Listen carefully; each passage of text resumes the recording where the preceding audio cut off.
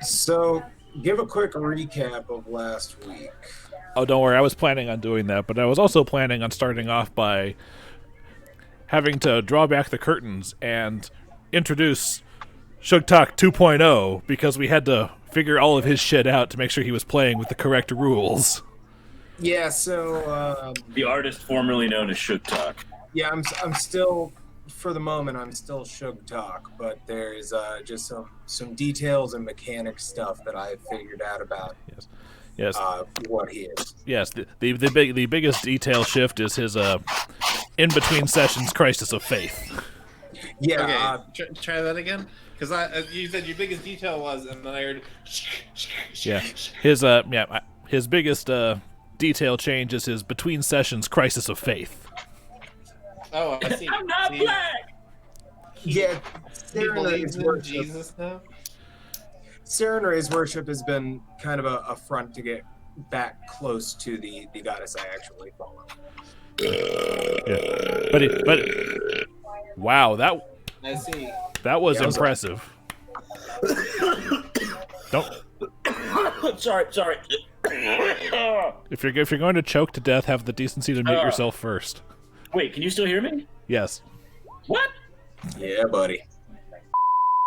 I can hear everybody just fine now, and no extraneous people in the background. No offense to the ladies. Yeah. Yes, but yes, Shug talks faith and Saren Ray as a front, but he still has like professional admiration for Shensen, so he's still kind of motivated to find out what happened to her. Yeah, she's still awesome. She's also a hot half elf, so Definitely helps. Hell yeah. oh, and time to mute my phone.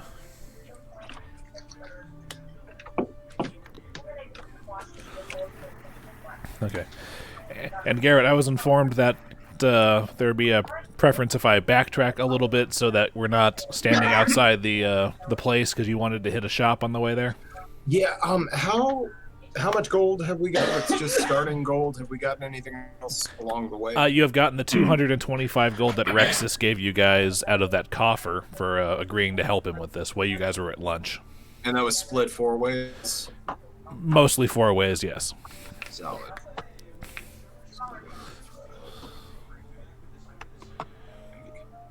All right. Peace. Split 4 ways, that would be 56 with 1 left over.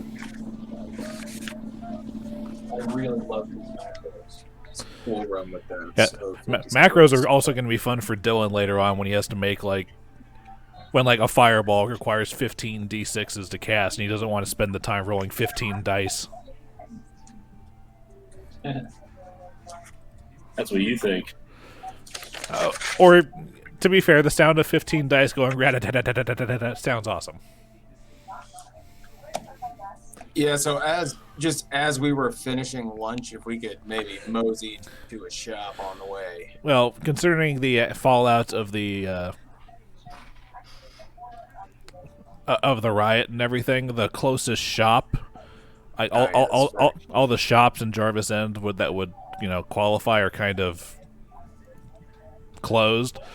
But the closest thing to stop by on your way there would would probably be Red Roof Market, which is here.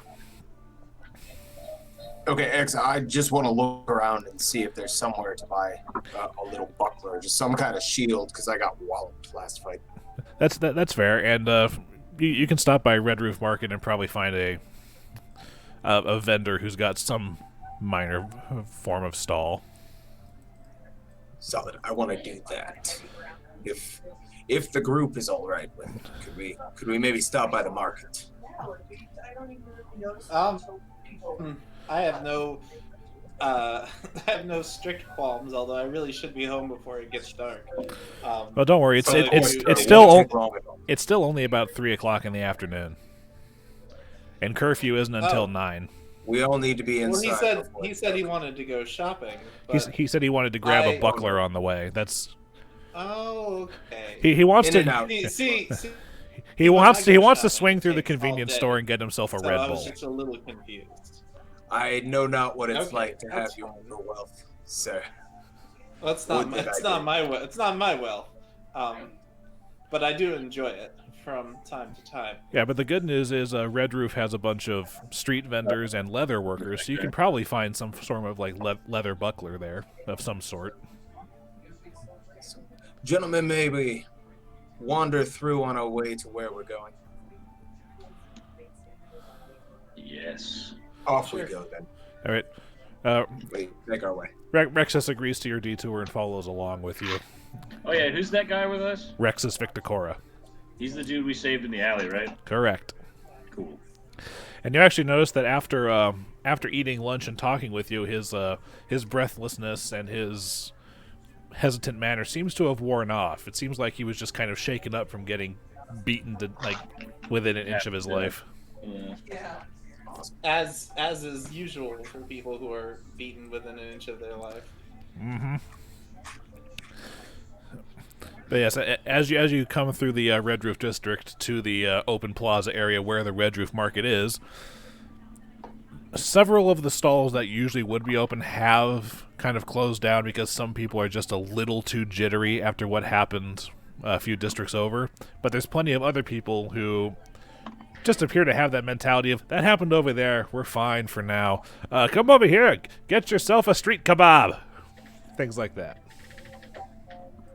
I'm kind of shrugging off the street kebab vendors. We just ate. We're fine. Where can one get some defensive goods around here to a near kebab vendor?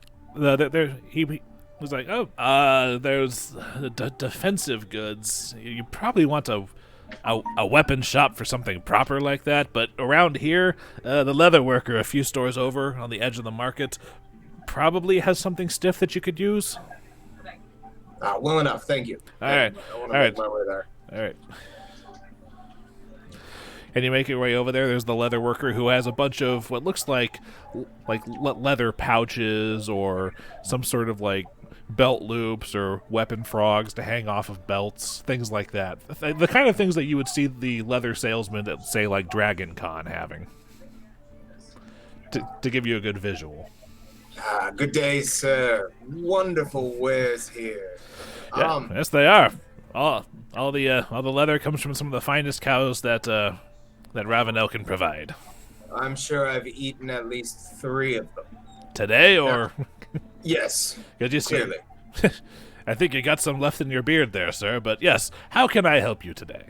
I'm gonna pick up a scrap and kind of chew at it. I just need a little shield, a buckler of sort for me arm, just in case, one of these rioters throwing their rocks and trying to rabble arouse might catch me, so I can defend myself. Would you have anything of the sort, sir? A shield of sorts. He looks around and is like, I think I have a trunk of something. Hold on. And he goes and he's like, all right, hold on. And he pulls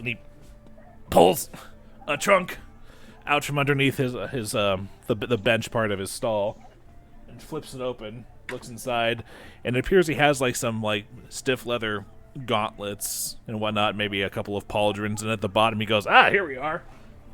And he pulls out a small leather buckler about the size of your average, say, like a buckler itself is only about the size of like the lid of a cooking pot, with a small little like with the dome in the middle. In the middle. Yep.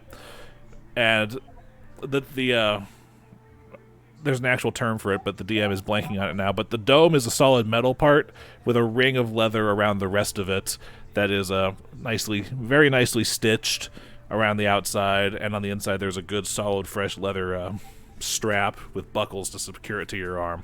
He goes, yes, this is appears to be the only buckler I have on hand right now. Those thugs in the militia came through and grabbed most of them earlier this week, so I hid this one away for a rainy day. But it also means I may have to supply and demand you a little bit for it. It'll cost you 9 gold pieces.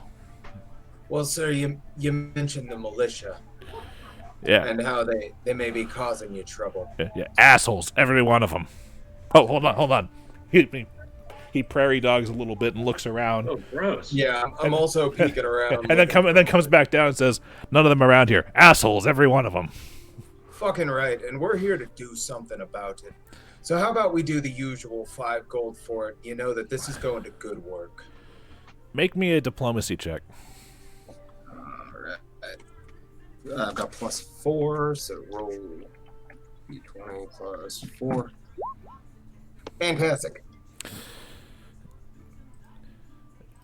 As much as I want to see the militia, taken down a peg or two, I also still need to eat and everything. But I'll knock 7 gold pieces.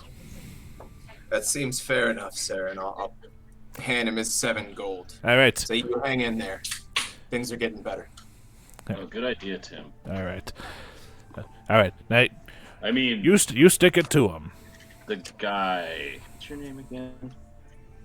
Tib'resh? Tib'resh, right. All right. Tib'resh of the Wild. Have a good day, and if you ever need another fine leatherworking done, come on down. I'll be sure to hook you up. What was your name again, sir? I never gave it in the first place. Why are you doing this? To torment the DM. He said to remember him if I ever need fine leather. I did say that. I did say that. My name is Towar. Towar? How do you... Towar? No, all of the vowels are O's, but otherwise it sounds like it's spelled. Got it. Excellent to meet you, Towar. Appreciate you. Towar. That one. That's what I said, ain't it? I'm fairly certain you called me where. Towar. Hell of a man. And I'm gonna slide his buckler on. I'm gonna slap it and move about my business. All right, it fits a little bit. It takes a minute or two of finagling before you have an actual decent fit, but it's a buckler. It'll work, and it'll give you a +1 bonus to your AC and leave your other hand free. That was the goal. All right. All right. While we're going ahead and taking this time, I will swap into. I'll actually put on the parade armor that I have, which I wasn't wearing armor at the earlier event, which is why my AC was 14. But I'm actually going to put armor on because this sounds like it's going to be a bit of a doozy. All right. Listen, put on the armor after you get stabbed. Exactly. Oh, and also, despite what your tokens here on the map say, you guys are still carrying your wounds from the fight, which means that technically Sugtok is still at 3 hit points. Yep. So you're looking a little rough. But Rexus comes over and says, "You're looking a bit rough. I'm more delicate than some of the others, so I keep a stash of potions on myself. Would you care for one?" Aye. Would you have any extras to pass along? I presently have 3 of them. I can give you one right now, but I'd rather keep the other 2 on my person in case I need them. I'm more frail than literally anybody else in our little group right now. Fair enough. But yes, one of those would be fantastic. All right, fantastic. Here, it's only a minor potion, but it should do you good for whatever's. Here, hold on a second, and he. You heal 8 hit points. Cheers, friend. Fantastic. Now, That tasted like beer. It's like a watermelon-y goodness. yes, I had them brewed specially because I have I love watermelon. It's delicious. So. I mean, that shit fire, as the kids say. But anyway, I do believe that the livery is only a few minutes south of here. Shall we away? Away we shall. Okay. Let's go. Gee, gang. On the way over, I would like to just talk to Icar real quick and just, Lord, I've never Yes. seen someone with Please your don't means. don't call me that. We've bled together. It's a little uncomfortable. If you don't mind, Icar's fine. Fair enough. Well, Icar, I've never seen one with such wealth move around like a halfling rogue in a battle. It was beautiful to see. I'm not sure if you're calling me short or you're complimenting me. Talented friend. Yes. Well, as I said to, I believe it was someone else here who asked me the same question. You know, I've had a lot of training. The city can be a dangerous place for people with means. Well, it's beautiful to see you as that, friend. I look forward to seeing the songs that you're going to write because I don't think I can tell you not to write them in good conscience. You can tell me, but I won't.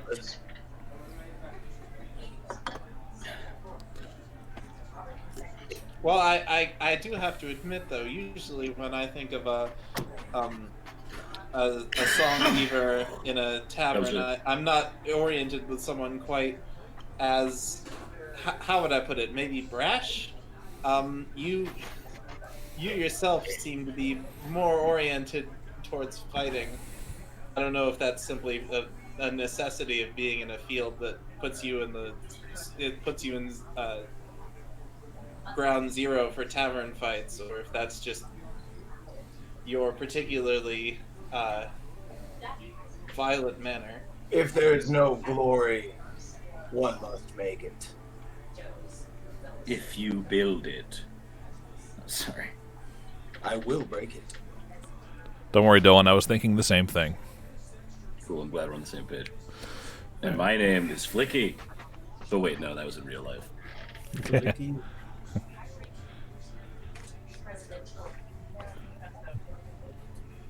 All right, and that was really. I just wanted to shit talk with him being good about it. And you also we're kind of caught up in battles recently, and it wasn't particularly allowed inside the restaurant.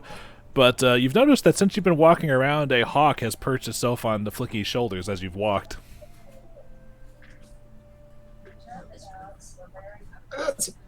Where'd you get the bird, pal? Oh, I've known him for quite some time, dude.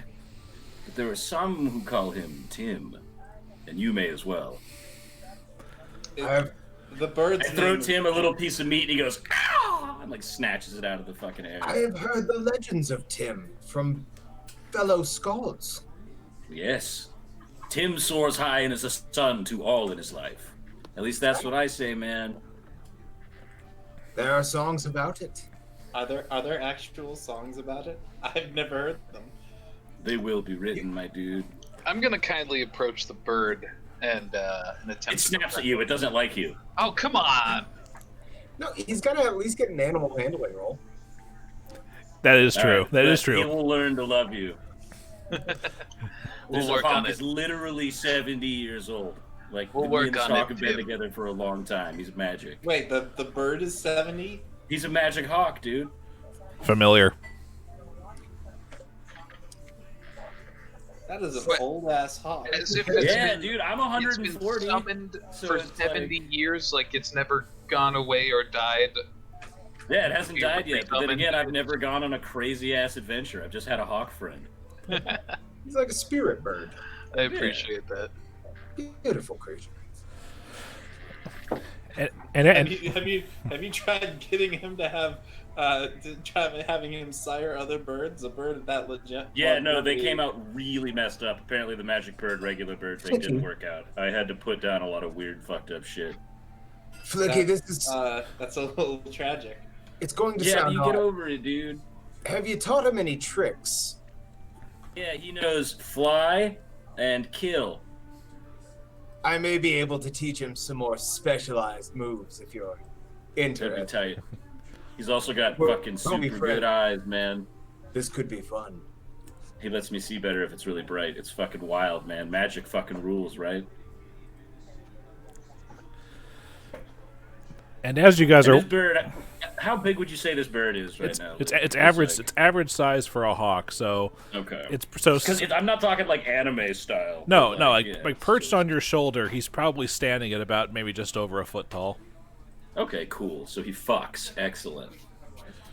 Yeah, but as you guys are walking towards the livery, I remember that last session, both Flickie and Icar rolled high enough to know some of the backstory about the livery, but I'm just going to repeat it for you here, along with some of the extra stuff that I double-checked up as soon as I... Give me 2 seconds. Let me get out my notepad real quick. I'm just taking notes. It's okay. It's okay. I had to burp. But the Fair Fortune livery, when it was first made in the earlier days of the Red Roof District, it was originally a slaughterhouse for the actual use of the term. Like, animals go in and meat came out. Until it was bought by the now dead Juliac family, who turned it into a stable because they had a very particular attitude about wanting their profits to come from the care of animals instead of the death of them. But their family went the way of the dodo in the Civil War decades ago, and the livery fell into basically legal limbo where nobody moved in to claim it. But after they passed on, people started hearing noises or seeing things move through cracks in the windows. And some people even say that if you listen hard enough, you can hear music coming from somewhere within. All of these have led to the long-standing belief that the livery is haunted, which is the reason nobody has torn it down yet. That'd be some spooky ghost shit, man.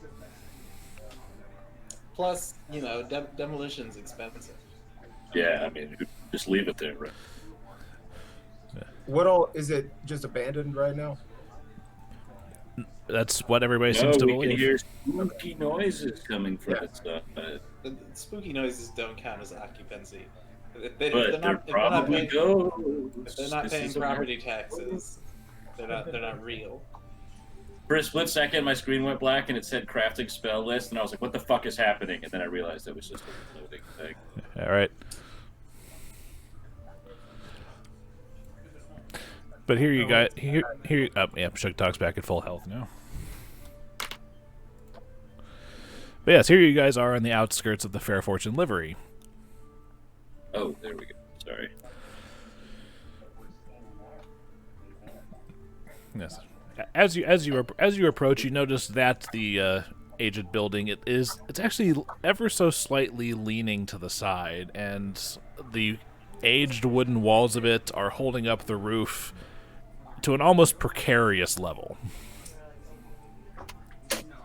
Quick out of character question. Remind me, we are here looking for what? Yeah.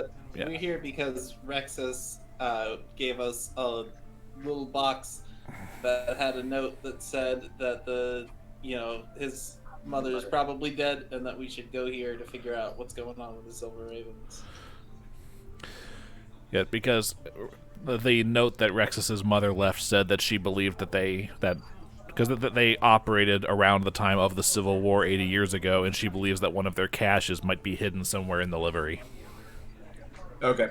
Is the door kind of cracked open? The door is kind of cracked open, but it's secured by a lock and chain, so if there was anybody who was technically halfling-sized or whatnot, they could probably squeeze through, but you guys are all medium-sized creatures, and you're going to have to figure out a way into the building. I got The building looks pretty slanted. Should we do a check to see how actually structurally sturdy it is? It looks slanted? What do you mean? It says that he said it was slanted. The roof looked like it was caving in. We might need to be careful on these. Hey, wait, I got an idea. Who's the lightest person in our party? Probably you. Yeah, it is me. Does anybody have a blanket or a carpet? Sorry, friend. No. Okay, fuck it. I'm gonna use my bed sheet. Not on me. Why do you have your bed?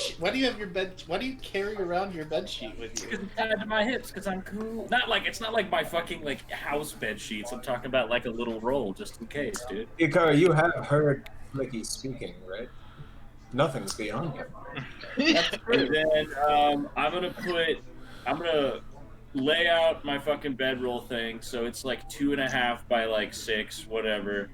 And then I cast floating disc underneath it, and I get on top of the bedroll, so I'm not touching my disc, because that's the stipulation. And then I'm gonna hover myself up. I did top. last session. I did say I would allow this loophole. Yeah, that's why I fucking.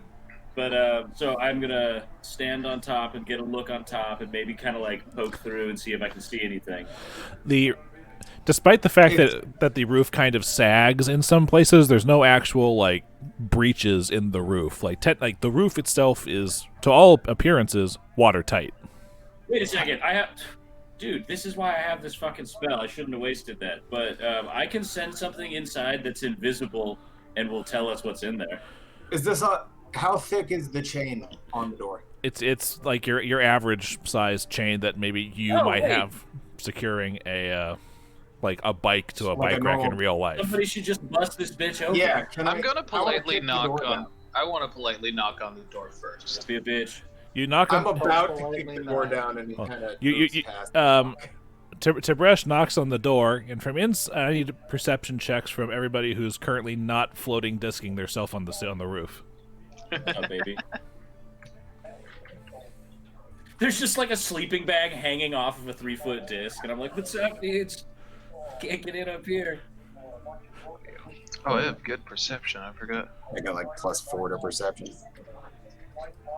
26. Well, the good news is the two of you that beat a 15 can hear from inside for a couple of seconds until a couple seconds later you hear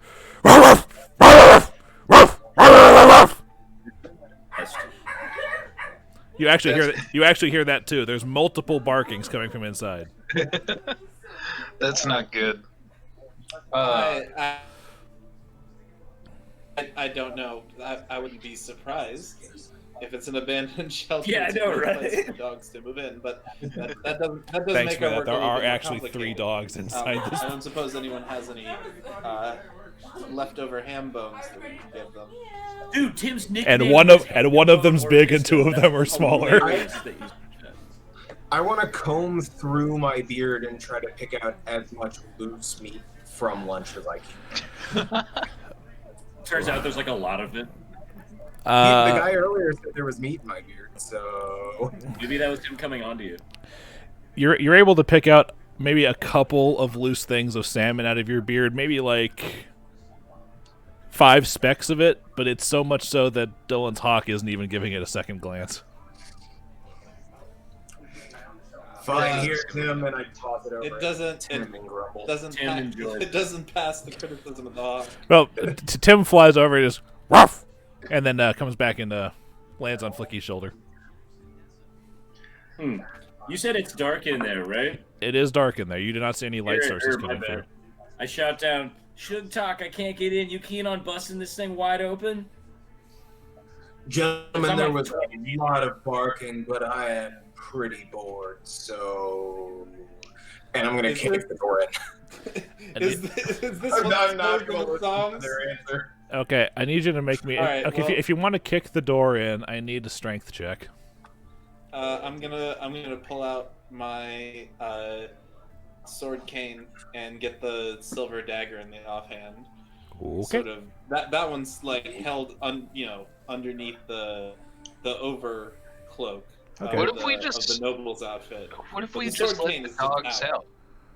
That's what I'm If saying. they're We chained kick up the in door. there and trapped, we so- should try it. I'm gonna Wait, try to which- kick down the door. Which one of you wants to let the dogs out?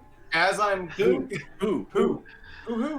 Tib'resh. Also, it looks like I've been interrupted. No, we're I'm good. gonna kick the door in with a "Who's a good boy?"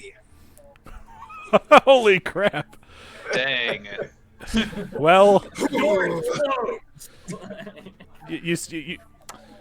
the chain holds firm on one of the doors, but the hinges aren't as lucky, and the door flies inward.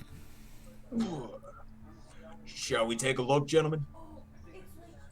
And I'm gonna wander inside. I'm gonna hover myself down and get off the disc, and it dissipates, and I very quickly roll up my shit. Yep. I'm behind everybody though. That's not what I did the wrong thing. Hold on. There we go.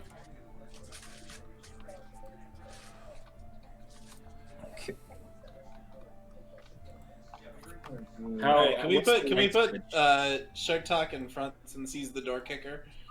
Yeah. Oh yeah. So I just busted the door down. I'm gonna be in here. I'd probably be Wandering. right behind him, considering I just knocked. Yeah. Can I do that? Well, as you do that, this is where initiative happens. Let's Oh, do great. it. Throw the 3. Wow. Ooh, Awesome. critical fail. I go last. Wow, we both Same rolled a roll. 1. Damn, dude. That's harsh. First roll of the day is a 1. That's not what I needed. Well, at least your one's on initiative and not something important. True. Fuck, that sucks. These dogs are gonna bite my testicles.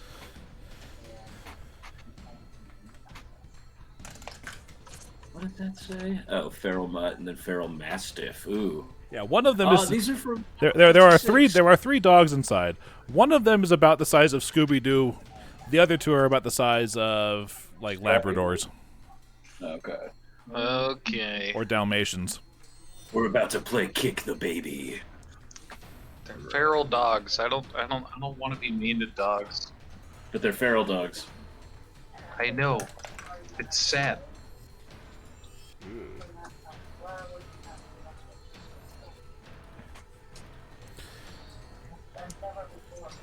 Okay, who got what? Oh, got sorry. I one. got 15. I got 1. Like, So 4. okay. Oh no, well technically I got 4. Yeah, my bad. Yeah, sorry. Okay. Oh, right. Shit. I need Rexus's stats. Hold on. Oops, I didn't mean to do that. That is not the same roll. It's okay. I'm not looking.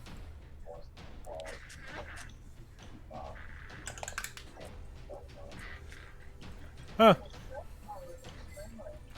Okay. Okay. All right. Is everybody in? All right. What Yeah. kind of action is it to draw your weapon? Drawing your weapon's going to be a move action. Okay. Yes. Luckily, my weapons are right here. Luckily ice comes out of my hands. But How many anyway, rounds was that all the other night? It was 2 of my song. you used 2 rounds of your song, and you used a grand total of 2 cure light wounds. So I think you're out of first level spells. Oh, I used 2 total. Yeah, because I think you healed, because you healed one person, and then you went over and healed Rexus from his wounds afterwards. Oh yeah, I couldn't help it. Yes, I got no spells. Okay, well, Tib'resh gets to go first. So Sugtok kicks in the door, and there's dogs there, and you notice that these dogs, as far as initiative concerns, haven't moved yet, but they've started heading for you, and they are not chained up. Oh, that's not good. Are there chains that once held them there?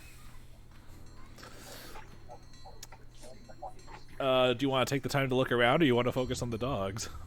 I'm not inside yet, but So you can't focus on anything. yeah. Let me go inside and take a quick look around. Okay, just popping inside, you guys can see that, and light coming in through the massive, barn-style doors that you've kicked in the middle of the day.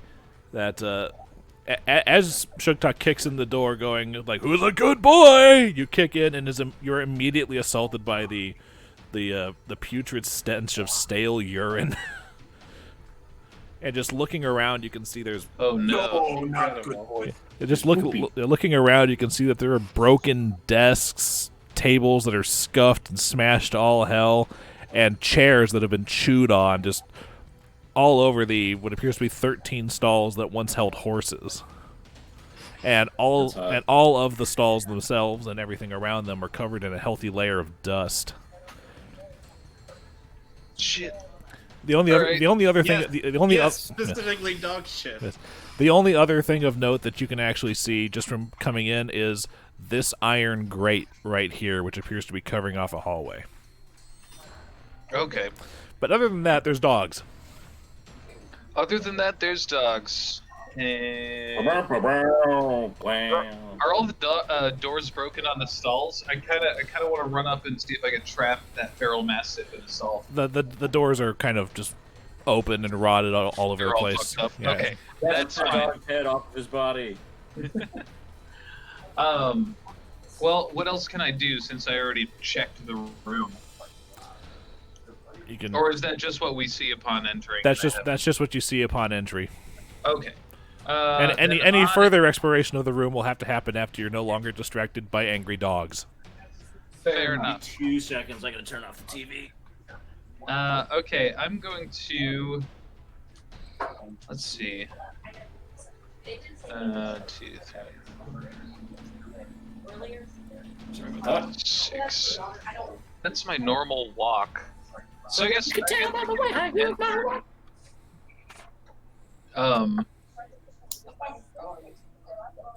And I don't know. Can I hold myself ready to grapple a dog? Yes, you can hold your standard action to try to grapple him when he comes into range. Yeah. Okay, that's exactly what I'm gonna do. I'm gonna hold my action for a grapple. Well, it's a good thing you did that because, well, he's coming for you because you're the closest thing. So he gets to right here, and then you get to make your grapple attempt. Okay. I do not remember that one. I do. Hold on. It's he makes a CMB, right? Yes, you make a combat maneuver bonus check against his combat maneuver defense, and since you have the improved grapple feat, you get a bonus to it. So Okay. you don't provoke the AOO from him for trying to grapple him. So for that is a D20 and what? Your combat maneuver bonus. Which at this level is going to be your strength plus your base attack. Which is strength +1 plus whatever you get for improved grapple. Okay. Strength plus base attack, so that's 2. My base attack bonus is +3.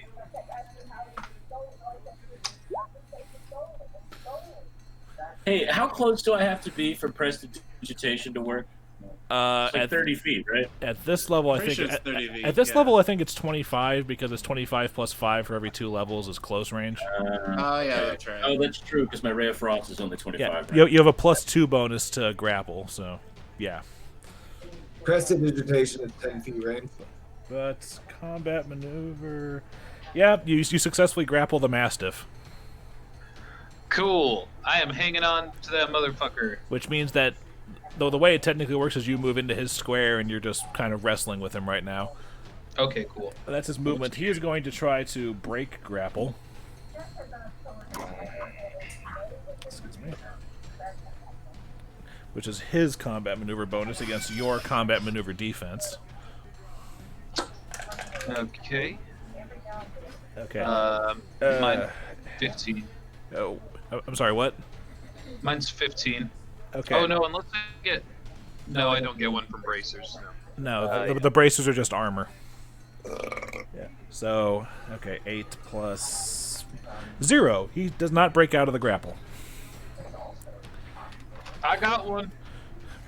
Okay, and that's his turn. Rexus is going to move up to the door that wasn't kicked open and peer around the corner just to see what's going on and draw his sword cane, and that's going to be his turn. Icar. Alright, if I remember correctly, if you're grappled, you count as being flat-footed / you're denied your dexterity bonus Yes, for your AC, right? Correct. Okay, so that makes it eligible for my hidden strike. That being said, let me double check grappled as a condition just to make sure that that's okay. Survey says, Yeah, that's fine. grappled. Creature cannot move or take actions that require 2 hands. Oh, by the way, Tim, both you and the dog are grappled because you're grappling him. Right. So You have a -4 penalty to dexterity, a -2 penalty to attacks and combat maneuvers that aren't made to escape, and you have to make a concentration check to cast spells and can't take AOs. So he has a dex penalty. He's not flat-footed though.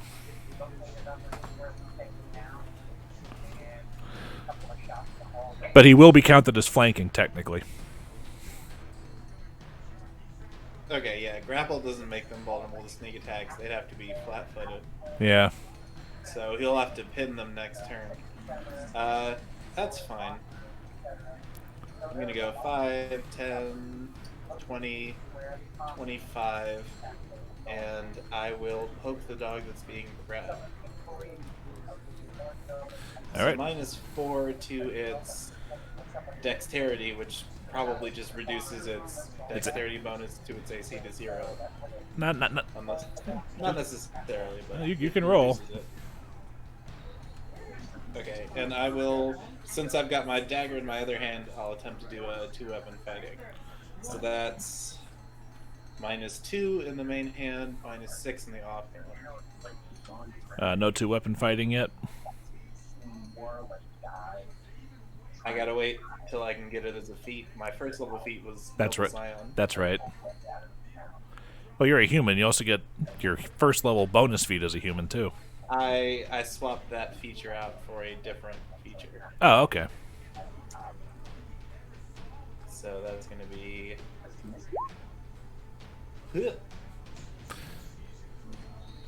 That's kind of like what I was rolling last time. the offhand.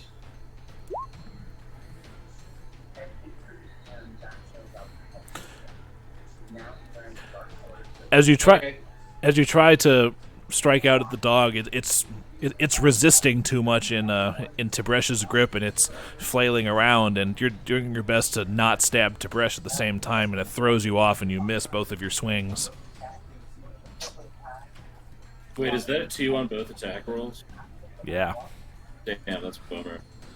Anyway, the mutts are gonna come in now. What kind of cheese is your favorite? What's Thanks, Roll20, for restarting on me when I push a button. Yeah, that's my turn now.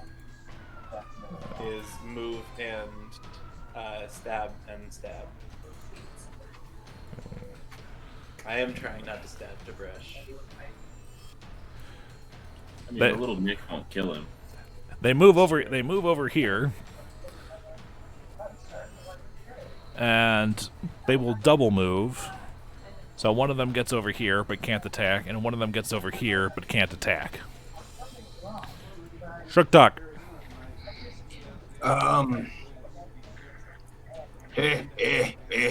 Idiot.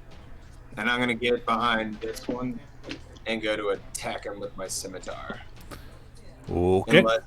Yeah. The mutt that you ran away from is going to get an attack of opportunity on you. Oh, then. So where was I? Was right here. He Yes. gets an AOO if I run. If you leave a square that he is threatening, which is Okay, then I'm just gonna swing at this one with Okay. my scimitar. okay then. Fuck off. Yeah, that's just straight D20, right? It's D20 plus your strength modifier. Shit. 14 to hit. You hit. Roll damage. 4, and that's B4 plus strength. No, for a scimitar, it's D6 plus strength. Hell yeah. Slice at the little dog.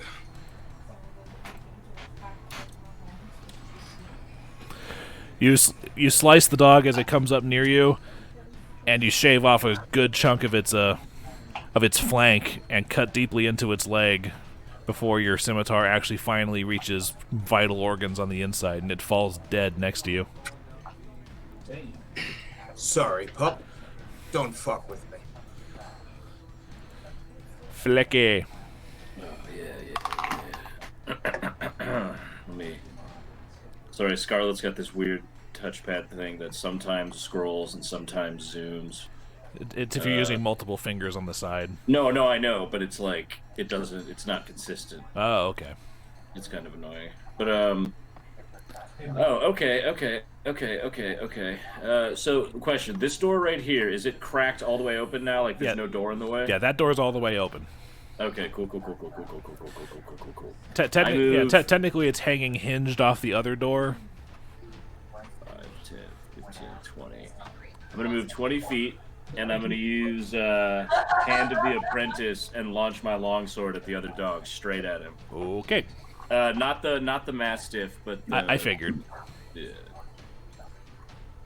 So let's see. 15 plus 1. 16? 16 hits. 16 hits. All right, cool. So now I roll a d8. There you are. 5. Or total 5. Total of 4 5. plus 1. Okay. Your sword flies out of your hand, sticks itself straight through the ribs of the other mutt, and pulls out and returns to your hand. And the mutt starts whimpering, but it does not perish. So the thing ate an entire sword through the ribs. Whew, that thing's got to be close. Did I see that, or was it all behind me because I just slashed this other one? That happened behind you. Fuck. It's Tibresh's next turn. Okay, I am... Wait, don't I have to make a check again to hold the dog? Do you want to hold him, or do you want to break his neck? I don't think you have to make a check to maintain the grapple. You just have to make... they have to make the check to break out of it. Okay. Well, from the pin position, I'm going to not pin, but in the grapple, I'm going to punch the dog in the face. Okay. Just realized my mic wasn't on, but apparently Garrett's sensitive enough. Oh, yeah, I was about to say. Which would just be a regular unarmed attack. Do I have any negative penalties to that? I don't think I do. What are they watching in the background? I don't know. So are you grappling him and like lying on the ground? Or are you trying to hold him like standing up? Standing up would be easier. I'd rather not be lying down. Then, no, there's no penalty to this. Okay. All right, cool. Unarmed sec. Fuck me. Yeah. I try. Yeah, the dog is squirming or whatnot, and you're using both your hands to try to restrain it. So you try to headbutt the dog or whatnot, but it just kind of smushes into the fur on the side of its head and doesn't actually hurt.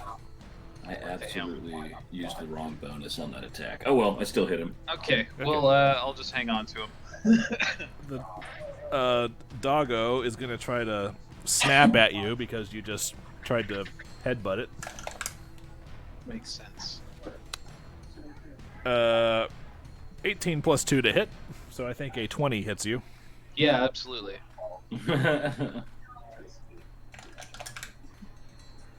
You take 5 points of damage from the bite, and he gets a free trip attempt. Can he make a trip while he's being grappled? You're right, that doesn't make sense. Right. That'd be fucking crazy to watch a dog pull that off. He's going to make the attempt, but he's going to have penalties to it. And no, it doesn't happen. He rolled a 4 on the die.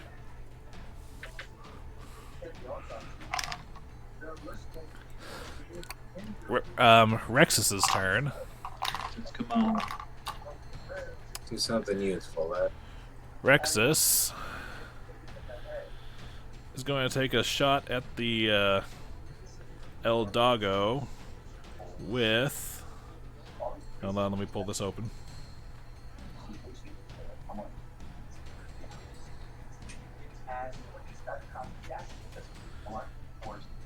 Should just have this open, but he's casting Acid Splash at it.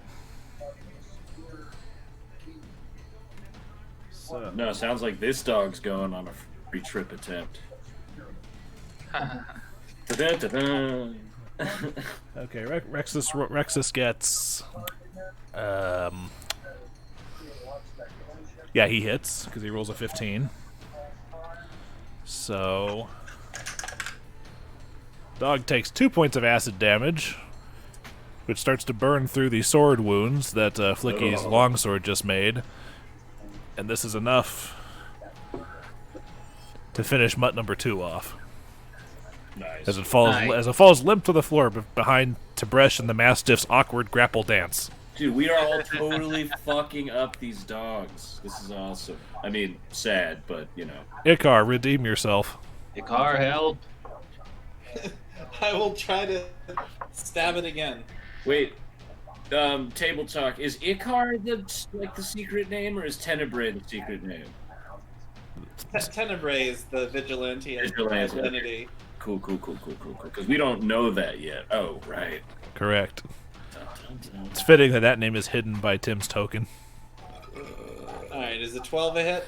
Did you remember to include the fact that you're technically flanking? Am I flanking Oh, yeah. if he's in the same square? This is grab. I'm letting it happen. Oh, well then let me roll another... No, we'll just add 2 to that. So 14 Yeah. to hit, 14 hits. Yeah, well it's also gets an extra d4 of damage. Oh, okay. Well, that works. Okay. Tim, I gotta move you for a second to get at this thing's health bar. Yep. That's 10 points of damage. Damn. You stab it and it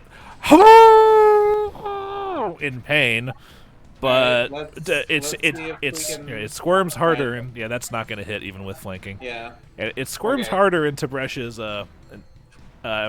grasp, and he can tell that the dog's getting angrier. Oh boy. Well, that's my turn.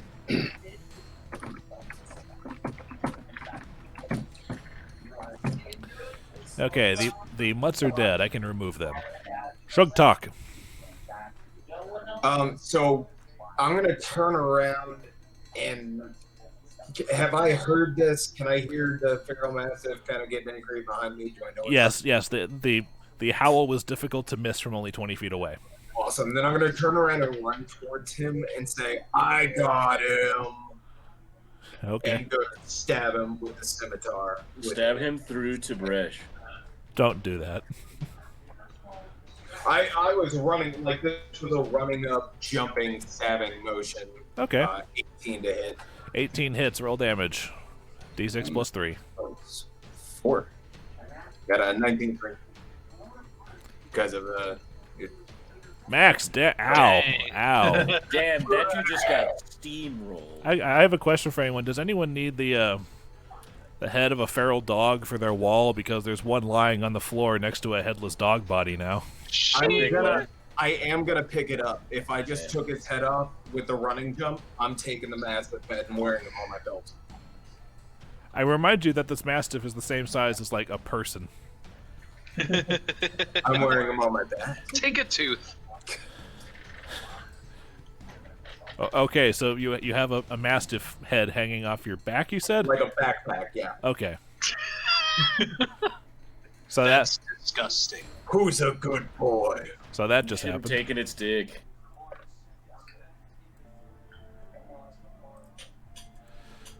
So now those are gone. You can investigate the rest of the area.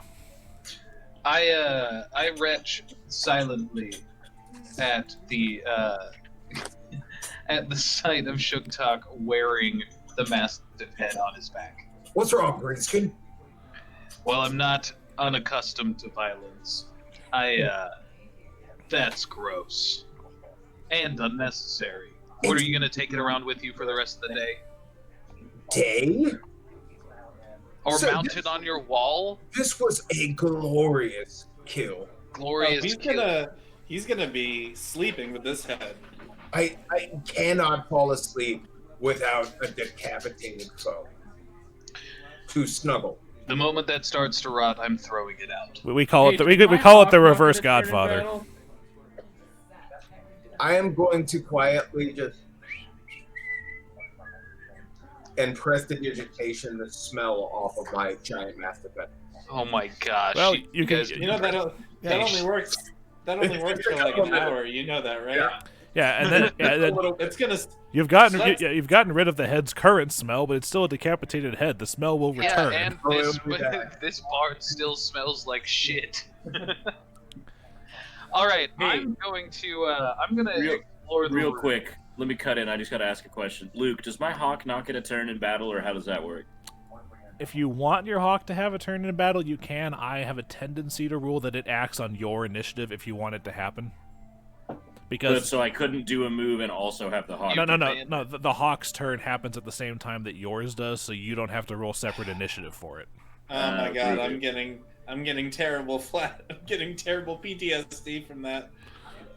But it's not relevant for me right now. I remember. You're good. I remember. That's all I had to ask. You're good. What were you saying, Tib'resh? Yeah, I was gonna say I'm gonna explore to the rest of the room and find out what's behind this locked area. So I'm gonna go up to that locked gate or go up to that gate and try and open it. Okay, Rexus moves in as well. Does this satisfy your curiosity yet, Rexus? It appears that we've been given a decrepit stable full of dogs. Well, we've only just arrived. Obviously, they're not going to have a secret cache just out in the open. But in answer to your question, That would Tim, make it so much easier, though. Tim, the iron gate that's blocking the entrance to that hallway, it's... You didn't know this when you said it, but any attempt to try will quickly reveal that it is locked. Okay. But Okay. you also see that the middle of the gate has a wide opening in the Someone bars. point out this gate he's looking at. I just had to move my map over. It's these 5 dots by this hallway over here. This guy right here. Yes. How much would you say the mastiff head weighs? The Mastiff's head probably weighs a solid, 15 pounds, maybe. So I've been holding it for a little bit now. I'm gonna go. I'll pick it up on the way out. Here, and I'm gonna set it right here by the door, Okay. and kind of follow the green screen. All right. And Anybody got a key to this gate? also, Tib'resh, as you're looking through the gate, because you can see into the hallway out here, you can see along this left hallway right here, there appears to be some sort of door right here that's hanging open on rusted hinges that seems like it was supposed to appear as part of the wall. I'm gonna go check out that door and pry it open. Well, you can't have to get past a locked gate first. Oh, it's through the gate. Right. Anybody got a key for this thing? Obviously we don't, but can someone try and get through this gate? You guys can roll perception checks as you search. I'm gonna do that. I have high perception. Oh wait, I made a macro. Haha.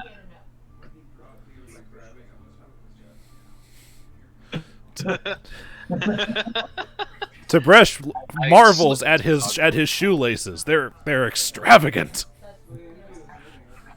Jesus Christ, have you seen those? They're amazing. I've honestly never seen more intricate shoelaces, and as a monk, I'm used to wrapping stuff a lot. I wrap a lot of things. Those are fucking amazing shoelaces. I wasn't aware that was the musical tradition of your monastery. Yeah, it absolutely is. Everything we have is wrapped. Even music. Even music. I didn't So select your I people- didn't choose a monastery that has anything to do with music. Your people can spit verses. As you guys move to this particular part of the livery, you notice that these 2 doors right here actually they are doors. They're not just passageways. I will poke my head into this one right here. You can't go in there. It's locked. Actually, no. That door opens relatively easily, and Fuck you, Tib'resh. it appears. Oh, I misunderstood. Yeah. Oh yeah, in there, yeah. It appears to be some sort of office room from once upon a time. There's desks with old, decrepit, yellowed papers laying I about. searched the office room for anything of import. Roll perception. I get a +4. Okay.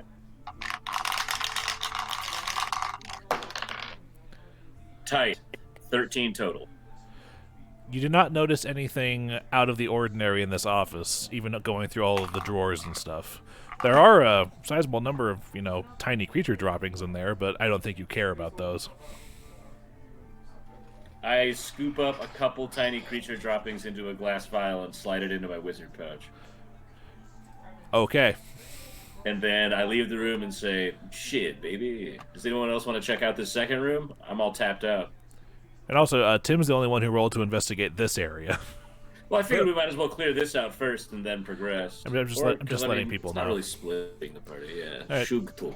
I want to try to wander up to this room. And All right, this room is also open, and it too appears to be an office space, but this appears to have been like the main office place. There's actually shelves with what looks like may have been records or ledgers at some point, and a couple of extra rotted bags of feed. I'm gonna kind of, I'm looking for anything that looks out of place. Anything that's not just like another ledger. Anything that seems special. Perception check or survival check, or both. I'll go perception. Roll d20 plus 4. Yeah. Fantastic. As Sugtok enters this room, he actually notices something on the floor. It appears to be it looks like footprints from an infant or a toddler, except that all of their toes have claws.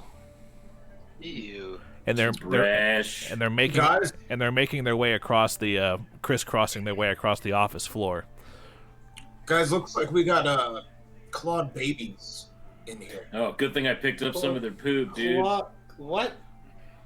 Just come and look at this. I come and look at it. A knowledge nature check could attempt to identify what left them.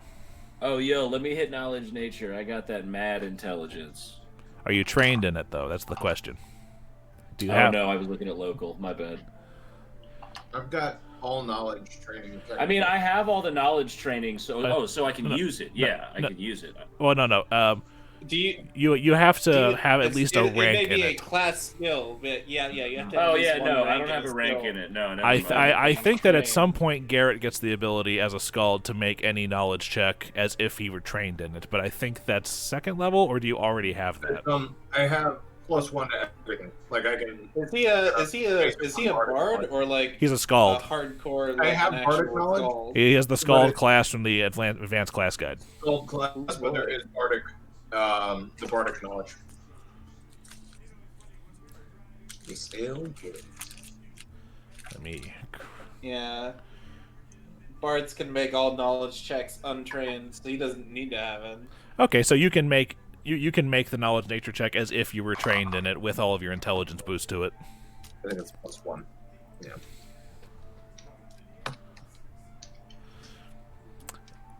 Yeah. As you look at these, you're not. Yeah, they appear to be baby feet with claws. You haven't heard of any creature that leaves tracks like this. Yeah, guys. All I can think is there's babies. I beat a hasty retreat from the clawed baby toe. Yes, but also Sugtok with that amazing perception check of his. As he steps over, openly laughs at you. As he is stepping over the tracks to avoid disrupting them in the dust, as he goes through the drawers of the desk in that room, he finds an old rusty key. Hey! Nice. Very nice. So I walking mean, back hey, over. what'd you find? Tib'resh, were you asking for a key earlier? Hey, how about that? But real quick, I just realized I have I've been hurt. Does anybody have like a bandage or something that they can? My arm is bleeding profusely from the dog bites earlier. Rexus, Does somebody have heal light wounds? Garrett has it, but he's out of first level spells for the day. But Rexus has a couple of healing potions he can use. Hey, Rexus, I know you got hurt earlier. Are you feeling better? I mean, can I get one of those potions? Because my arm is nasty. It's perfectly understandable. You got bitten by a wild animal.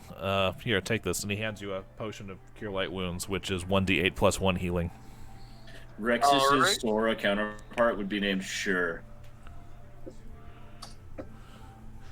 Yeah, probably. Or Eris.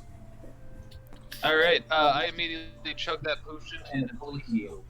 All right. If you let me hold that key, I'll go ahead and open this. Yeah, absolutely. Okay. Alright. Flickie, can you make me a perception check? I can indeed, good sir. Nice, 21. As they are all busy fussing with the gate and this key they've just found, you've noticed that the wood for this particular part of the stable part right here, Don't say it's creaking. Don't say it's creaking. it almost seems to look like it's sweating, but it's sweating red and dripping The down. wood? Yes. Where? Right Where here. do I notice this? Right here where I'm pointing. Right to the top left of Icar. Yeah, like this like edge of like this part of the stable right here, the wood. Yo, I call for everyone to take a couple steps back and peep what I'm peeping, because that is not normal. Don't turn that key yet. I'm gonna walk up and gaze around his I shoulder. point out the fucking blood sweating out of the wood. Yeah, it looks like that the wooden frame of this particular stable is sweating blood. Someone should swing at. Well, you know what? Here's what I'll do. I'm gonna shoot Ray of Frost at that particular piece of wood. Okay. Let me back away from it. Yeah, I'm gonna scoot back. Range spell gives me a +5. Okay, cool. I'm still watching, like, right over his shoulder through all of this. Nice. 19. You hit the stable. Okay, does anything happen? Your ray of frost impacts the stable, and it disrupts the blood as though you had hit it from coming from a creature that was bleeding in a similar fashion. But as you continue to stare at it, slowly the blood seems to fade away, as though it was never there. Whoa, guys, are we seeing this? Yes. Well, Yeah, I say we all move through this gate, but together. And Sugtok at the front, because he's got a beard. That is, that's actually some sane logic from you for once. Hey, man. I will. Watch out, I will- Brendan. I'm just gonna push him down and leapfrog over Icar. I will. as I'm trying to turn the key. You break his wrist. It's like, Jesus Christ! The key fits. All right. Turn, push or pull. I don't know if it's a push or pull. It pushes in. Hey, Okay. Luke, I don't know how to send messages to you, so... /W space my name space message. /W... Wait. /W space Luke space what? Whatever you want to tell me.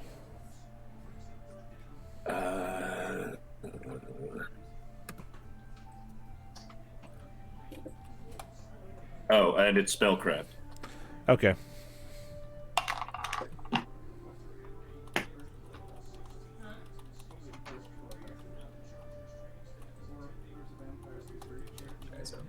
So yeah, I guess we're moving forward through the hallway. Yeah. So what is down this hallway?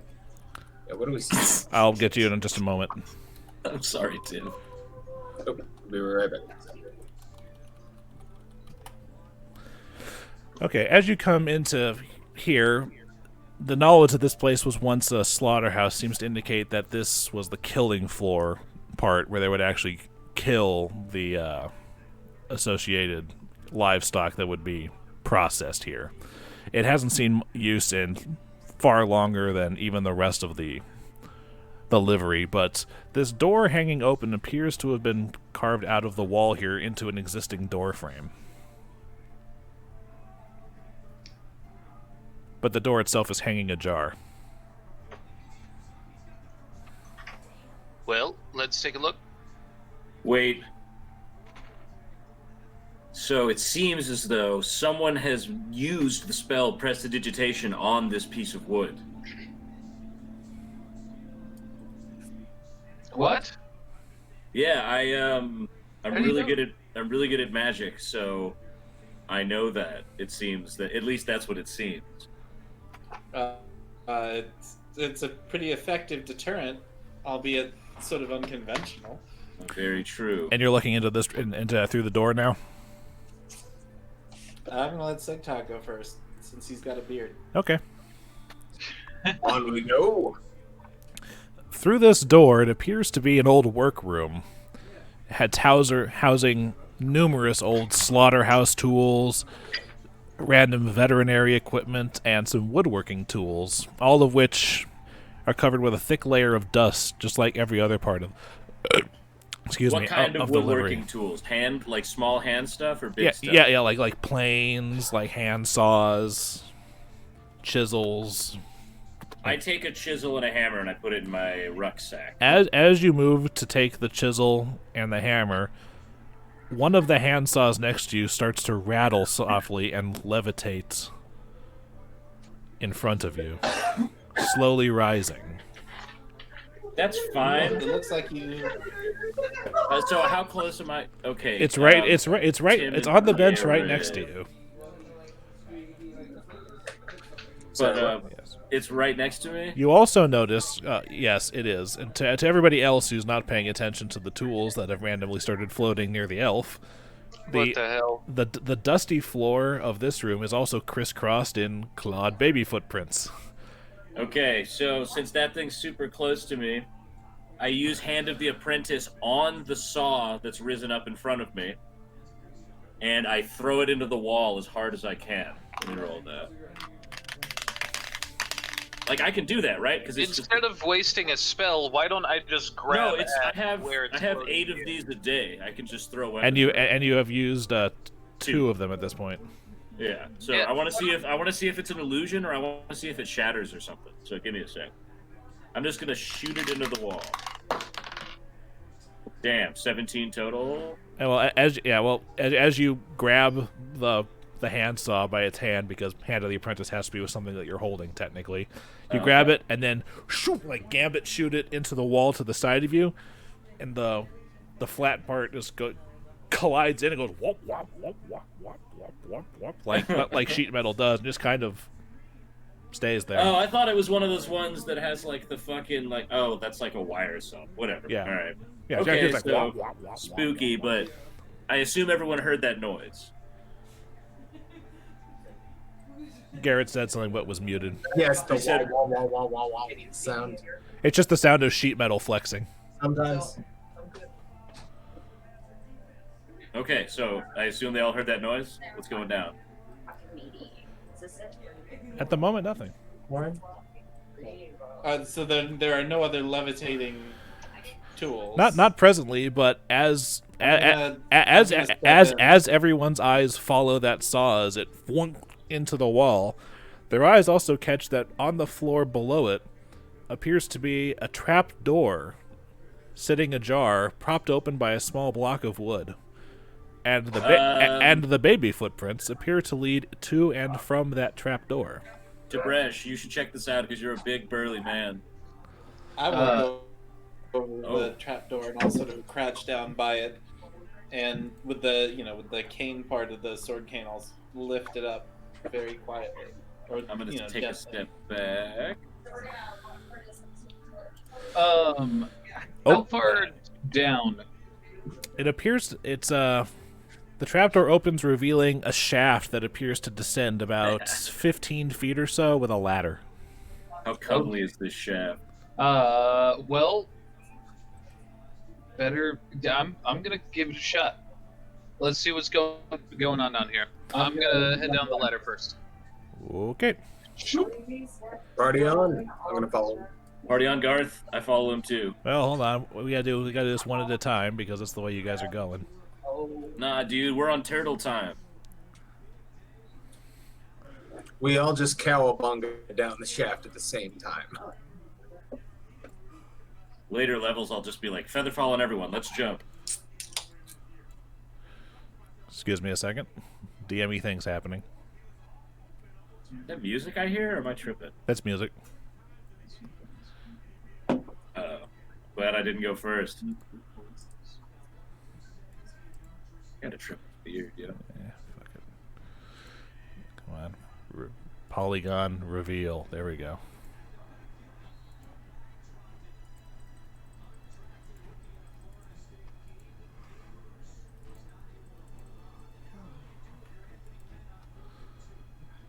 Polygon. Why did Polly leave me? Knowing Luke will probably pick the name. So. I'm choosing to ignore that. What?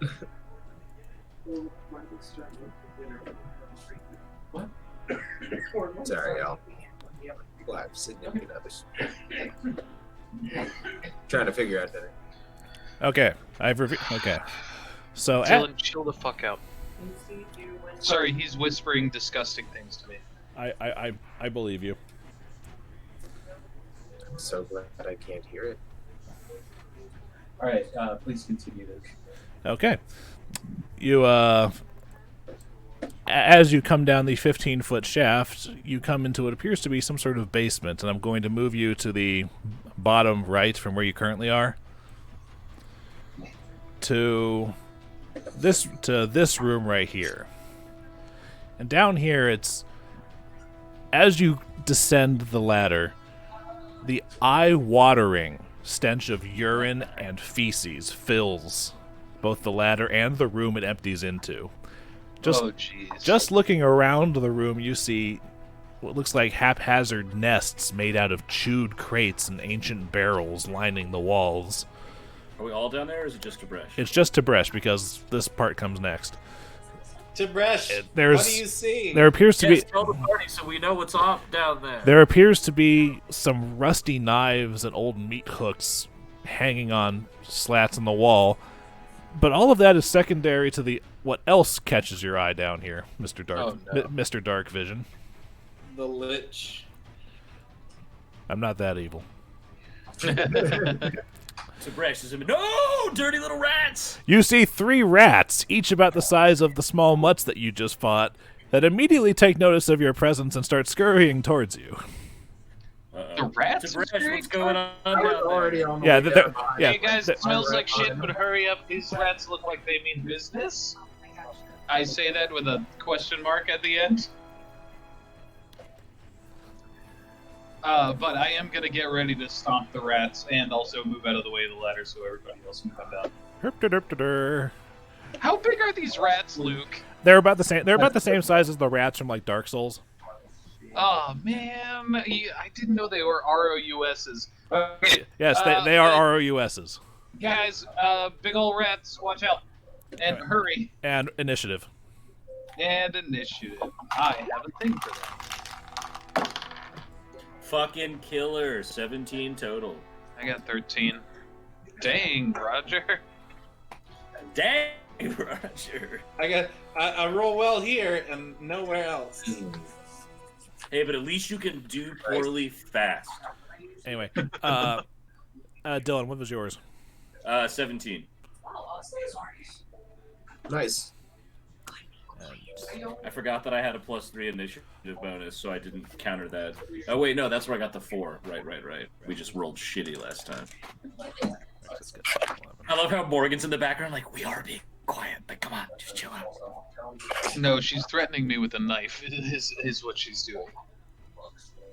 Anyway. All right, so who's first? Obviously, As soon as I open to their entry in the monster manual, I'll be able to roll their initiative. Uh-oh. You're my dirty little cum slut, Peter. That's Hey, Luke, do they make it all down the ladder before this happens, or do they still have to get down the ladder first? They still have to make it down the 15-foot This drop. is gonna be a classic JRPG Okay. fight where your fucking party members trickle in during the boss battle. Okay.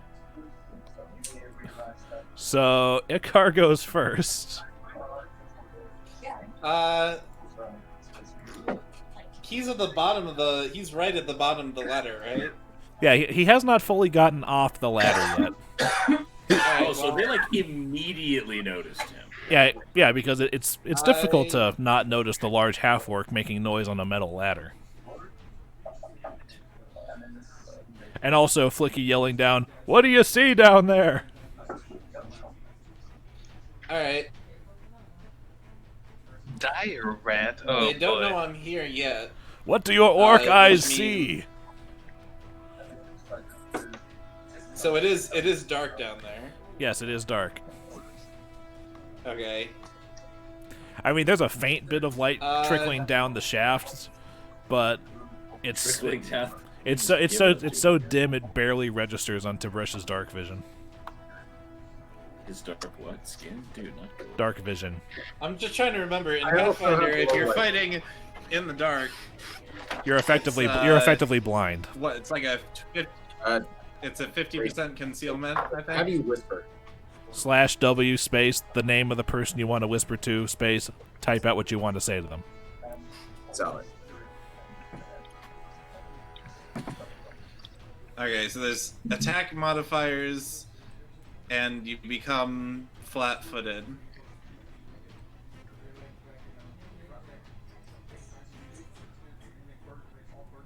So what are the attack roll modifiers for people I can't see? It's probably pretty bad. Probably, yeah. Especially since I have an idea. Remember, it's like a 5 foot by 5 foot shaft that descends Well, 15 feet down here. It's not. I'm gonna. It's not like you guys are peeking through the ceiling of this room. There's a shaft. Yeah. I'm gonna hold off on this. I'm gonna wait until. Let me go. I'm gonna wait until after. I'll wait until after Flickie. By the way, everybody. I tell all the people at the top of the shaft, and well, I say it loud so Tib'resh can see it too. I'm gonna slide down the ladder and cast light in the room to help us out. You have to cast light on something, so just want to. I will cast light on my hawk's back, and he will fucking sit on something in the room. The hawk begins to glow. Let me go grab Tim. Oh, that's a good idea. It's like mage light. Belly or back? For the What? hawk? Belly or back? I'm gonna say back. I just want it to sit in the corner of the room, like say like down here, like right down here, and like shine light backwards into the room. Sensually looking over its shoulder to still see what's going on. Oh, he's just gonna be a torch right now, because the dire rats don't know what that light is, so we're gonna spook them while they're spooked. Can you all see that? All right. And so I see a shiny bird. I cast light on my hawk. That's gonna last for what? Like a fucking. I think light lasts for like a minute. Yeah, light lasts for us for at least 10 rounds or something, because they're like 6 seconds, right? Correct. All right. Well, Okay, cool. I'm just gonna delay. Now, can everybody see the hawk and the aura I've put on it? Oh, did the hawk happen before my turn? No. Yeah. I thought you said you were waiting. Yeah, I was delaying. That means the rats are gonna get to go before you go. Yeah. So, a rat comes over to try to nibble on Tib'resh over here. No. Don't want it. No. I don't think a 14 hits you anymore. It does. It My does. armor class is 13. Your armor class is 13? Yeah. What's your dexterity? 2. I mean, the additional is 2. It's 15. Okay. Yeah, so His dex is 2, and he's got the +1 armor braces. Yeah, that would be 13. yeah. So, yeah. The good news is they don't hurt too much, That's good. but I do need you to make me. You take 1 point of damage, and I need you to make me a fortitude save. Okay. 1 damage. 4 save roll. Fucking A.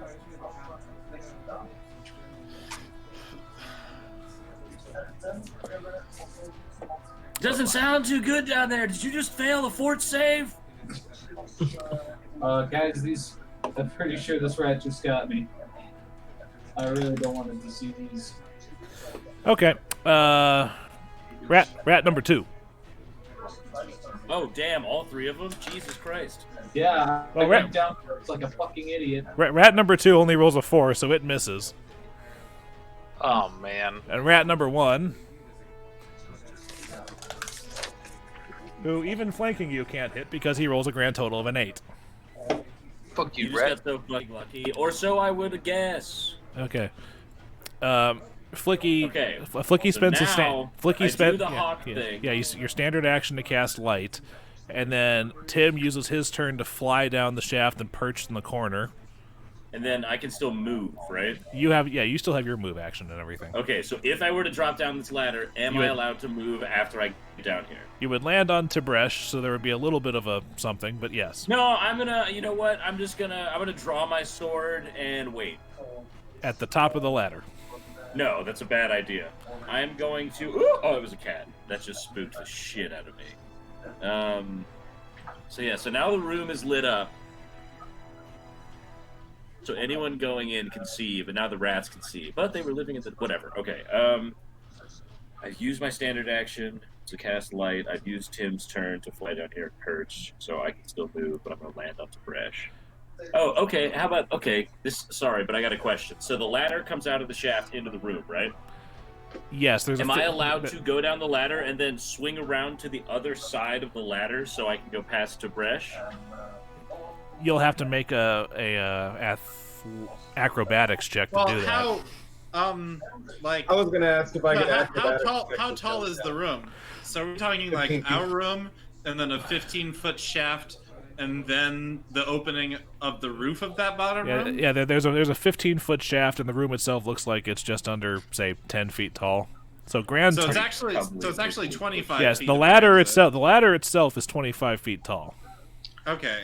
We got 10 feet of ladder space. But when we wait, get down. it is narrow enough to where I'm at the bottom of the ladder. So if anyone goes directly, I don't know how much space is in that shaft. That's what the If someone goes directly acrobatics down- check is for. Okay, yeah. Okay, well then I'm gonna try that. I swing down the ladder as fast as I can, and I try to swing around the other side of the ladder and pop out on this side, on the other side, so I don't invoke an AOO. Acrobatics, What are you broski.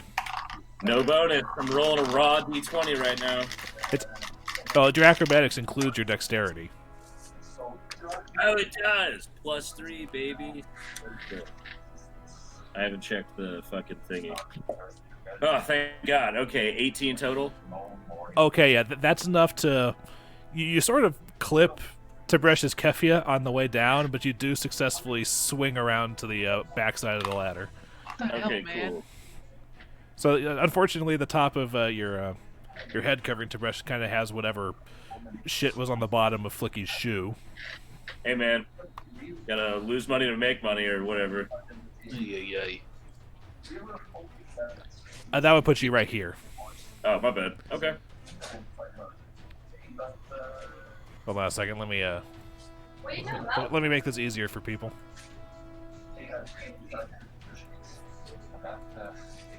As I swing down and I pass Tim, I say, they say God gave the gift of light, but who am I? Just a mage. I shake my head.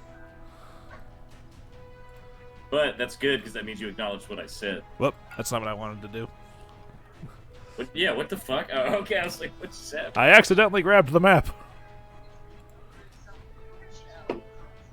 The powers of a god. Just so everyone knows, it sounded like Dillon barely made it on an 18, so please be careful coming down the ladder. Bro, I know you chill, but my name's Can Flickie. Flicky. Can I try to jump off the ladder and come down on the rat to Yeah. the left of him? Yes, we can. Yeah, We're like a circus troupe funneling out of this goddamn hole. Yes. Where he went to avoid, I'm coming down to kill that rat. I'm going straight down with the scimitar. Yes, you can slide down the 15 feet, because if you fall more than 10 feet, you take falling damage for every... You take a d6 for every 10 feet that you fell. Okay. So if you fall less than 10 feet, Damn. you don't take any.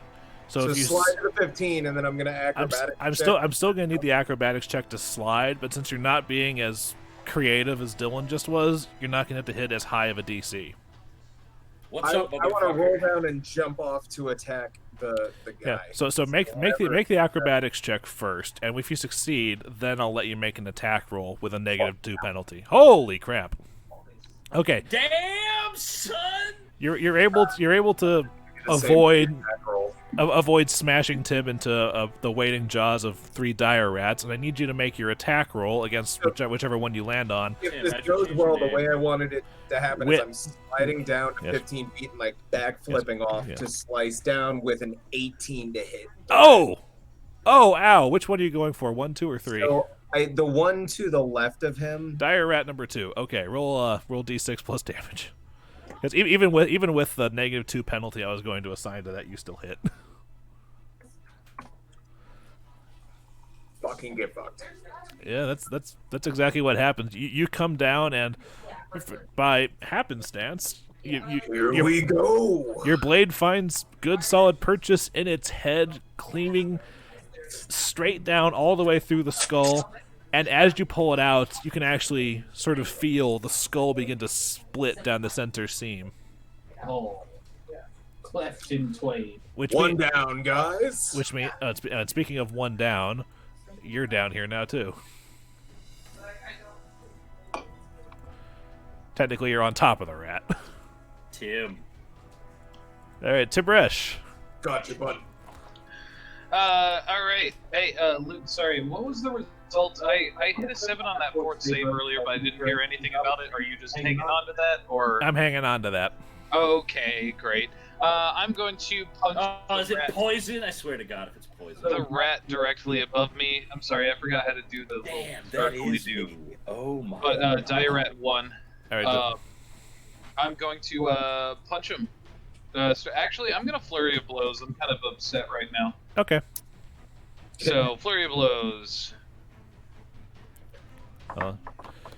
Oh, you threatened a crit on one of those. Roll me an additional d20. You crit on a dire rat makes a big difference. Wait, does that have any bonuses? No, it's the exact same attack roll that threatened the crit. All the same bonuses and penalties. So in this case, a d20 plus 4. Oh fuck! I did 3. It doesn't matter. It doesn't matter. You do not confirm the critical hit. Actually, here's the thing. Your first attack, you rolled 2. Both of your attacks hit the AC, but your first attack is enough to kill the first rat. So you can direct your second attack somewhere else. So you can ice both of these fools. Do it. You got the light, baby, and you got a rat dead. Okay, cool. Yeah, hell yeah. Okay, cool. I punch one guy and flip around and kick the other one in the face. I literally slap his ass cheek and go, "That was awesome." Yeah. Hell yeah. You kind of use the ladder to do some kind of like gymkhana bullshit. Yeah, I'm where thinking that spin through the air. You swing towards the left of the ladder and you actually catch the dire rat's neck with your foot and you just pumpkin smash it into the wall. And then you push off the wall, let go of the ladder, and elbow drop the other one and break its back. Damn, son. Nice. Green. Tim, I found it. Don't worry about it. Okay, for the record, yeah, at some point during this adventure, I'm going to Jack Bauer break a man's neck with my legs. So Jack Bauer or any female action character from the 90s.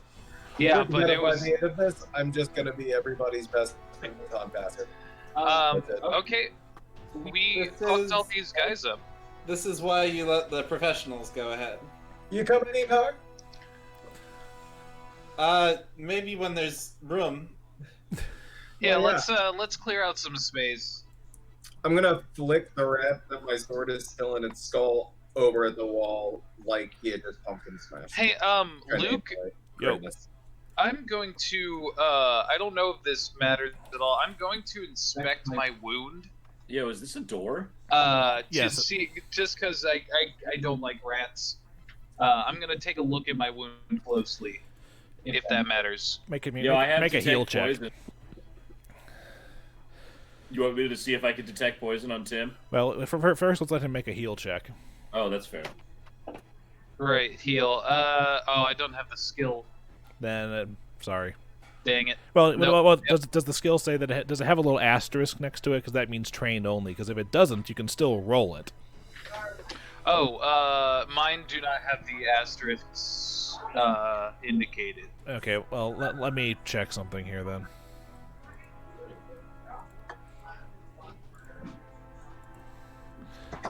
Heal. You can use heal untrained. Okay, cool. It's your wisdom modifier. Watching Garrett get up twice from different angles is super fucking weird. 15. Just looking at the bite wound on your leg, because that's where it reached, it's a relatively deep puncture wound because rat teeth. Hyperfang, baby. But it kind of looks like there's a little bit of extra, like it looks like like a wound like this might generate pus at some point in the not too distant future, maybe a few days from now. Hey, You're not entirely certain, but you think maybe that the rat may have had some sort of disease. Okay. Does anybody have any alcohol or something that I can use to clean this wound, at least in the meantime? No, I gave the stuff up 80 years ago. Damn. I'm not carrying any either. Okay.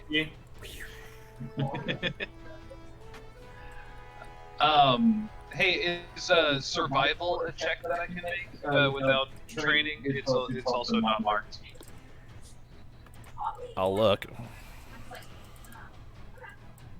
Survival. No, you can make survival untrained. Okay. Yeah, you can. I'm gonna rip a small piece of my clothing, spit on it a bit, wipe out the wound, and make a small bandage out of it. Oh, fucking spit on it, baby. Okay. That I think is still a heal check. That's not a survival check. Yeah, and anything having Survival, I thought like just making being lost in the woods. survival's like survival's not like first aid or anything. That's the heal check. Right. Survival is like being able to like harvest berries or make a campfire. Heal check would be like splinting a leg or something. Oh, okay. Well then, regardless, it's still the same was- wisdom bonus. Sur- So yeah, I'm gonna yeah. Survival is every Boy Scout thing that isn't under your first aid merit badge. Yeah. All right, 18. Okay, so you make yourself an impromptu bandage out of a rag and tie it around your rat bite. Okay. That being said, Flickie has identified a door. I have. I'm not gonna open this first. Is there any way I can perceive what's going on underneath this door? You can make a perception check. Okay, question. Does the light being on my hawk make the room technically bright light? Yes, because you have got torchlight coming. The Nice, effective light so of I a get torch. that +3 from the hawk. No, All right, I'll roll unfortunately, this is not a sight-based perception check, because all you can see is a door. is a door. Okay, I get you.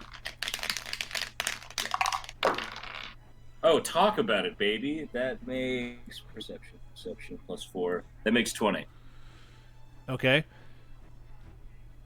Yeah, do I perceive any danger beyond? Can I hear anything? Does the door itself look dangerous in any way? The door itself looks old, but not dangerous. Okay. And I hear no noises and smell nothing weird, like nothing that would set off some... You do not hear or smell anything. Well, the smell of the piss and shit in this room is kind of overpowering everything. Okay, that's fair. I prestidigitate myself some goddamn nose plugs. That's fair. All right, cool.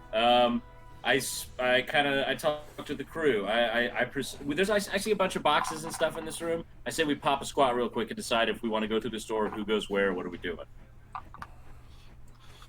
I think I'll probably stay out of shit, but conversation's probably a good call.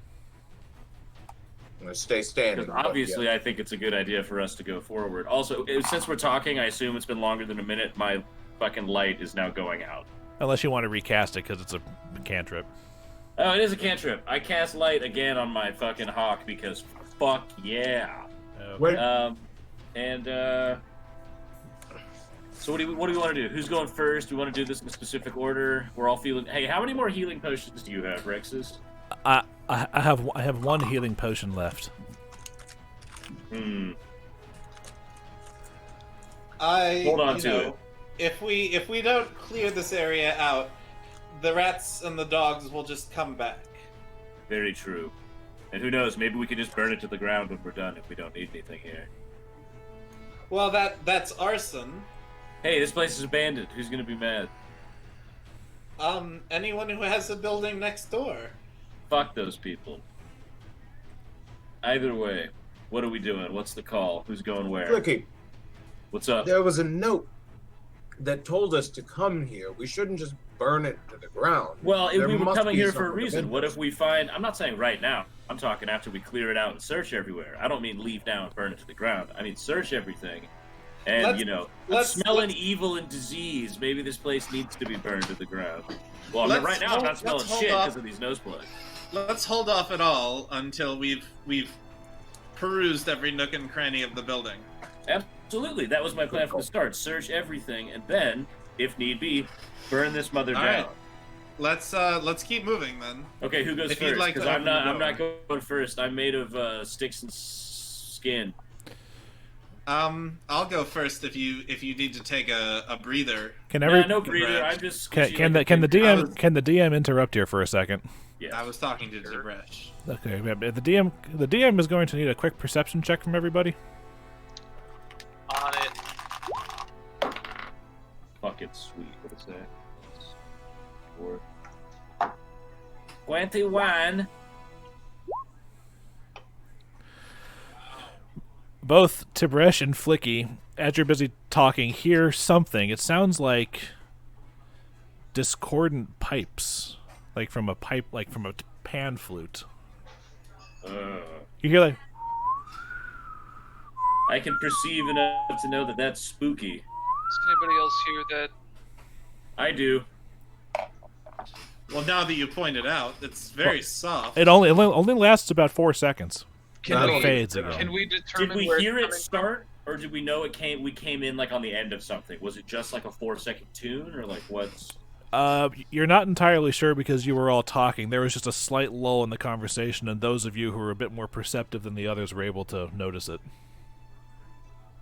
But we don't know where it's coming from. Well, I should tell the. Well, you I know turn it's around- not coming from in here, and you know it's not coming from up the ladder. I tap Tib'resh on the shoulder because we just acknowledged that we're the only ones that heard this, and we turn around and tell our dudes what we just heard. Like, hey guys, we just heard some spooky ass pan flute music for a couple seconds. But it doesn't Obviously- seem like it's coming from directly above us. Well, Sure. yeah, we cleared out above. We have to go forward with this Let's- spooky ooky door. Let's not linger, and I'm gonna cast the door open. Do you have to? Do you have to? Do you have to let it linger? I cast light on my hawk again before anything else I happens. was about to say it's been a minute. The light was about to go out. All right. Yeah. And the hawk knows to follow us. Just make it happen, DM, because you're the one that controls him. Yeah, I know. Unless I specify.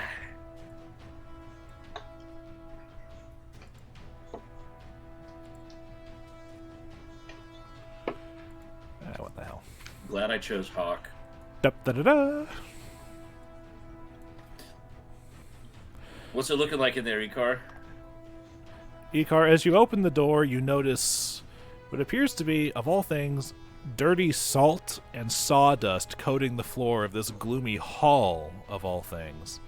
Ew. Bits of the wall masonry have been chewed or, in some places, even clawed away, revealing tiny, narrow, winding little animal tunnels beyond. There are steel rails mounted in the ceiling with a few lonely iron hooks dangling from them, some of them with stained blood still on the ends of the hooks. Well, as Also- far yeah. as I can see into the darkness, it's more of a slaughterhouse. Yeah. I hate slaughterhouses. Although actually, since this aura is just the bright light, there is also an additional 30 feet of dim light that I just don't want a 60-foot Okay. aura over everything. But you can also see just beyond it, it appears to be a pile of stained pillows and some moth-eaten blankets lying in a 10-foot square depression in the floor. I casually move into the room behind him. Yeah, I'm good at looking at things. Hold on a second. Damn, you have an 8 on your perception? The hawk Yeah. comes with. Damn, brother. Hold on a second. Stop. I got a 5. Everybody stop moving. I need perception checks.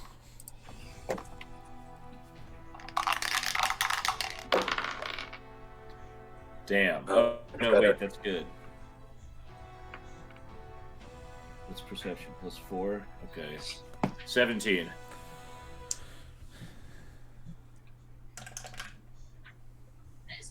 This D20 is being real good to me tonight. I'm gonna hold on to it. Gary, you should mute. Hmm? You should mute. Okay.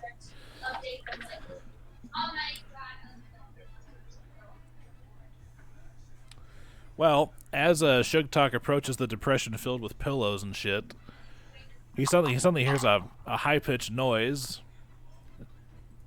It sounds like, I don't like that. Oh, sounds like my ex. Wait, do I recognize? Do any of us recognize the sounds that they're making?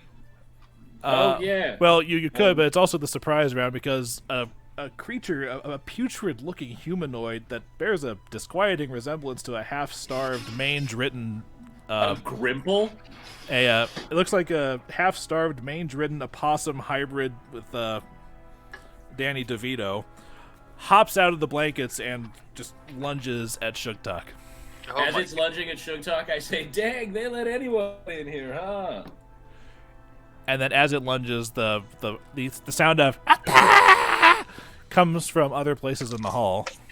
Oh, no. Oh, that's not good. Those are the only ones we can see. No, we've got 60 feet of dim light, so we could technically see They past look it. like this. Oh, Oh, gross. I know, right? How That's big the way are you- they? If you want to get as far as size goes, they're tiny little things. Like they're about maybe the size of, I don't know, most of your house cats in real life. Hey, Luke, what all would need to occur for me to try and rip a tusk out of one of them and stab them? All right, Grapple and a strength check. I wouldn't be able to use the tusk probably till the next turn, right? Correct. Okay. Makes but sense. it would be reeling in pain, though. Initiatives. But first, I get my sneak attack on Sugtok. It tries to bite you. Very tight. Fucking Oh, 60. Garrett. So what's your flat-footed AC? Is it the same initiative, or are we rolling again? We're rolling again. This is a different combat. Okay. Wait, Oh, duh. flat-footed Why did I AC? ask that? Correct. I'm fairly certain I still hit you, though, because I roll an 18 on the die. Yeah, I'm 16 is my normal AC. Okay. You take 1 point of damage and roll me a D percentile. Or D100. Okay.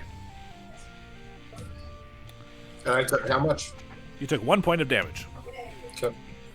Not bad for a sneak attack. That could've gone As worse. since it has no reach, it actually does hop into your square. Mm. All Wait, how right. big are these fucking things? They're about the size of a house cat. House cat. Oh, okay. If you Got want a to, 16 on initiative. despite the fact that you can, I have revealed their names anyway. You can make a knowledge nature check to try to identify what these things are.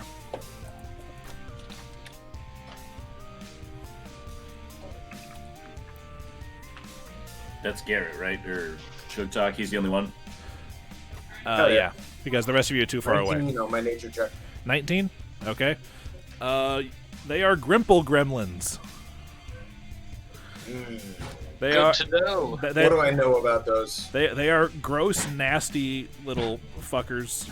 They are fey creatures, actually, so you do know that they are actually slightly resistant to physical weapons that are not made out of cold iron.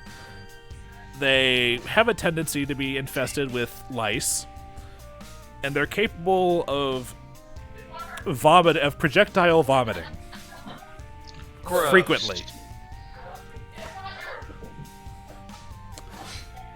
Now that you know that, now remember, only Sugtok is fully aware of all this. He'll have to share this information with the rest of you, but first, let's go down and get the initiatives from everybody. Garrett, yours is 19? No, that was my. Oh, my other one. that was your check, that's right. So, 16 on initiative. well, then yours doesn't change then. Dillon, what was yours? 16. Mine goes down 1. Okay. Tib'resh, what was yours? 17. I already changed it. Okay, good. All right. And let's add you guys.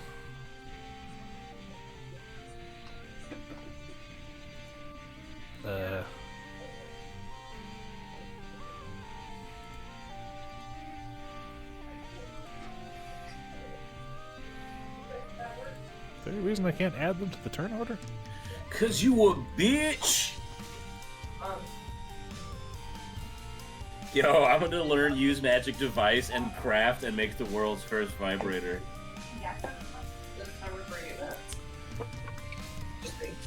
You don't have to, though. See, but Tim, this is Pathfinder. You can do anything.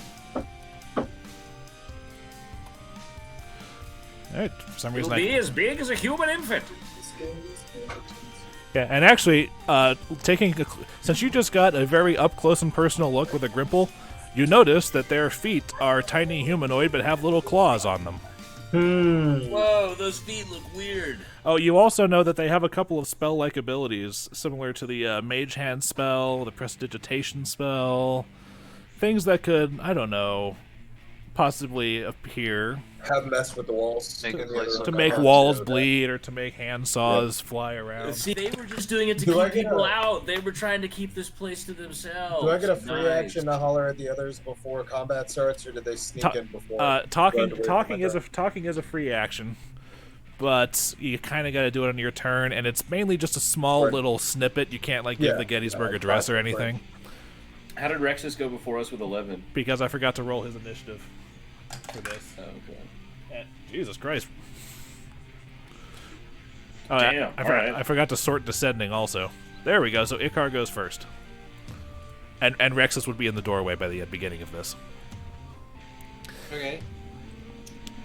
I am going to.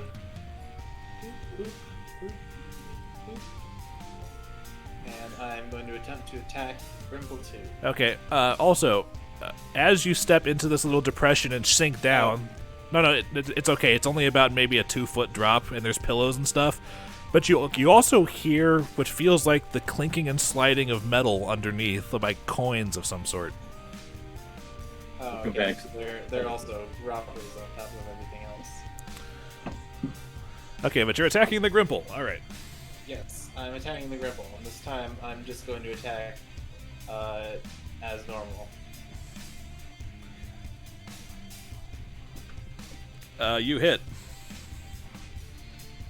Okay. So this. Oh, okay. Well, that's real easy. Your sword cane gets it. I'm having minor issues here. Please hold. Give me a second. Refreshing my page. I'll be right back. Oh, I thought that was an actual fart, Tim. I was about to be like, lump check that shit, dude. Check for coins. Check for coins.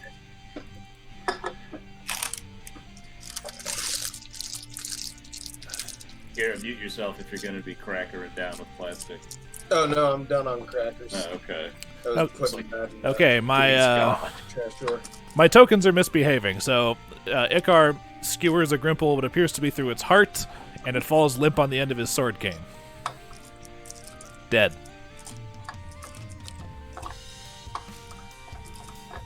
At least they're a little wimpy. Well, They're tiny. But there Their was names are Grimple. there was a slight bit of resistance to your sword cane's piercing. Oh, it probably has some sort of magic armor, probably. which I can see with my magic It's Rexus's turn. stuff. Rexus comes a couple. Tim, or Tib'resh, punch one of them so hard they blow up. Rexus comes right here, just behind Tib'resh. At least I think he comes here. Hold on. Yes, he can, Where's yeah, he gonna come? yeah, he goes right there, and he's gonna acid splash this Grimple. He's like, "Take this, disgusting creature." Okay, he hits. And for 5 points of acid damage. Yeah, that's gonna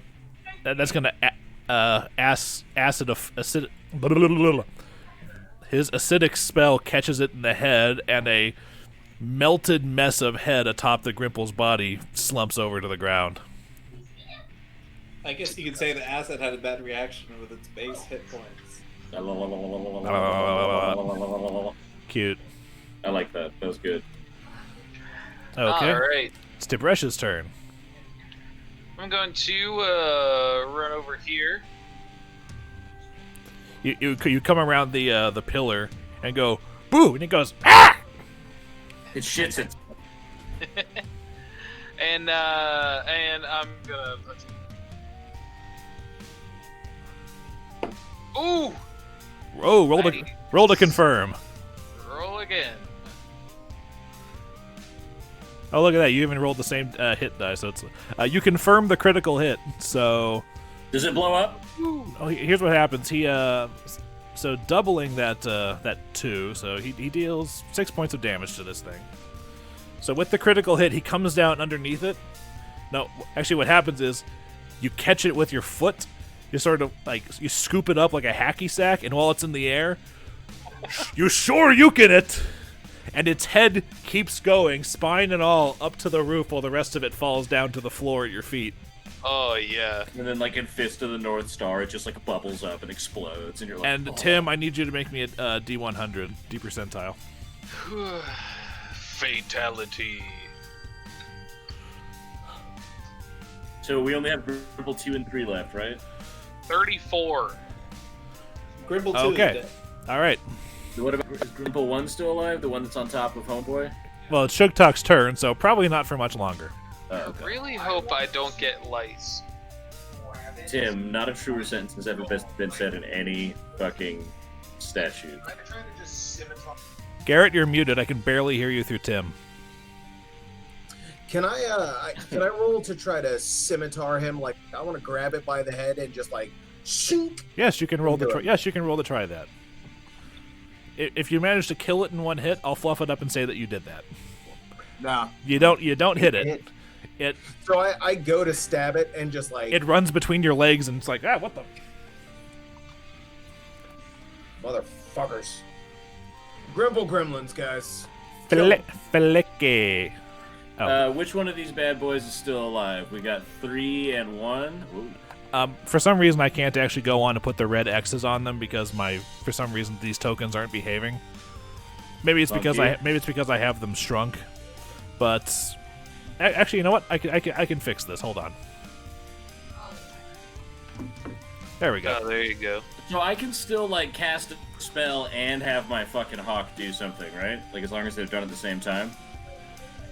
It's not a matter of them being done at the same time. It's just that the hawk moves at the same turn in combat that you do. If you wanted to do something. Yes, that's what I'm asking. So Yes. if I wanted to send my hawk at someone and also cast a spell, like an attack spell on someone else, I can do that? Yes, it does not use your Okay, actions cool. to command the hawk. Cool. Here's what I'm gonna do.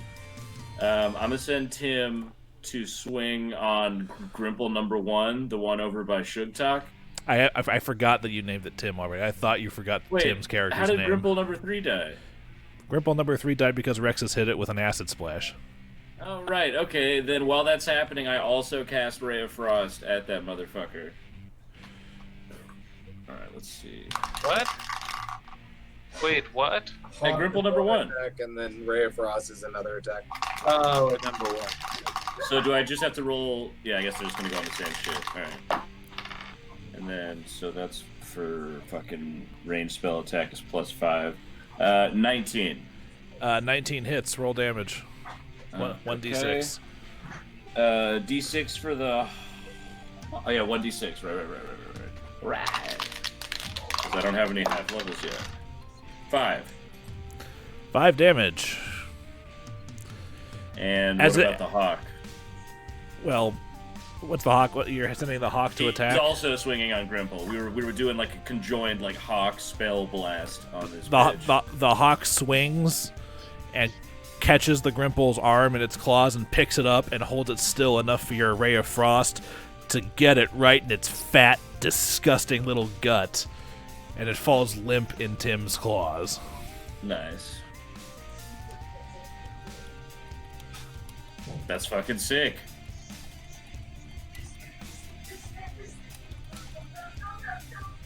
So is that all our Grimples? That's everybody. I don't think we see all of the room.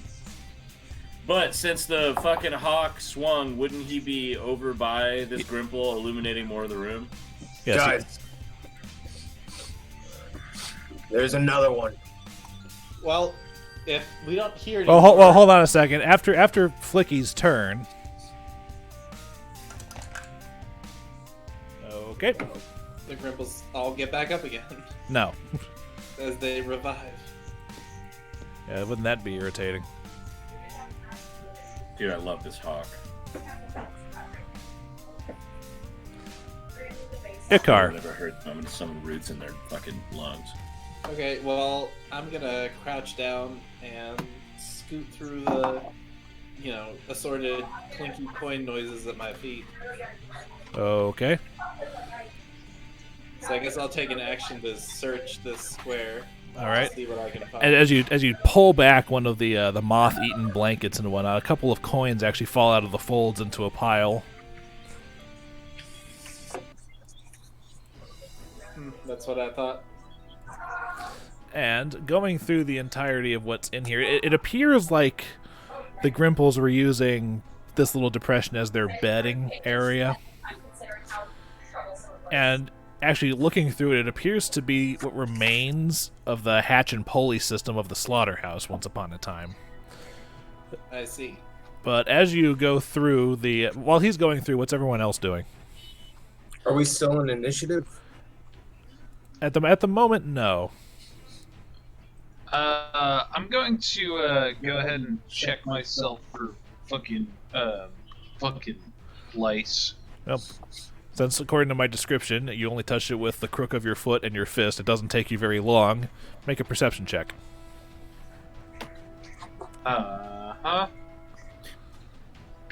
Damn. You do not see any lice on the two areas that I just mentioned. Nice, cool. I'm good. Okay. So I'm sniffing in a lot.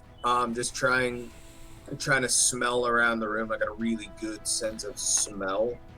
Feel free to move yourself because that's got a range on it.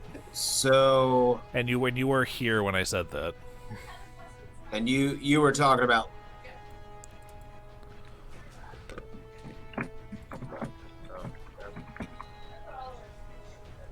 So I'm gonna move this way. That was Icar. Or what I can. Oh, yeah. So he was right there.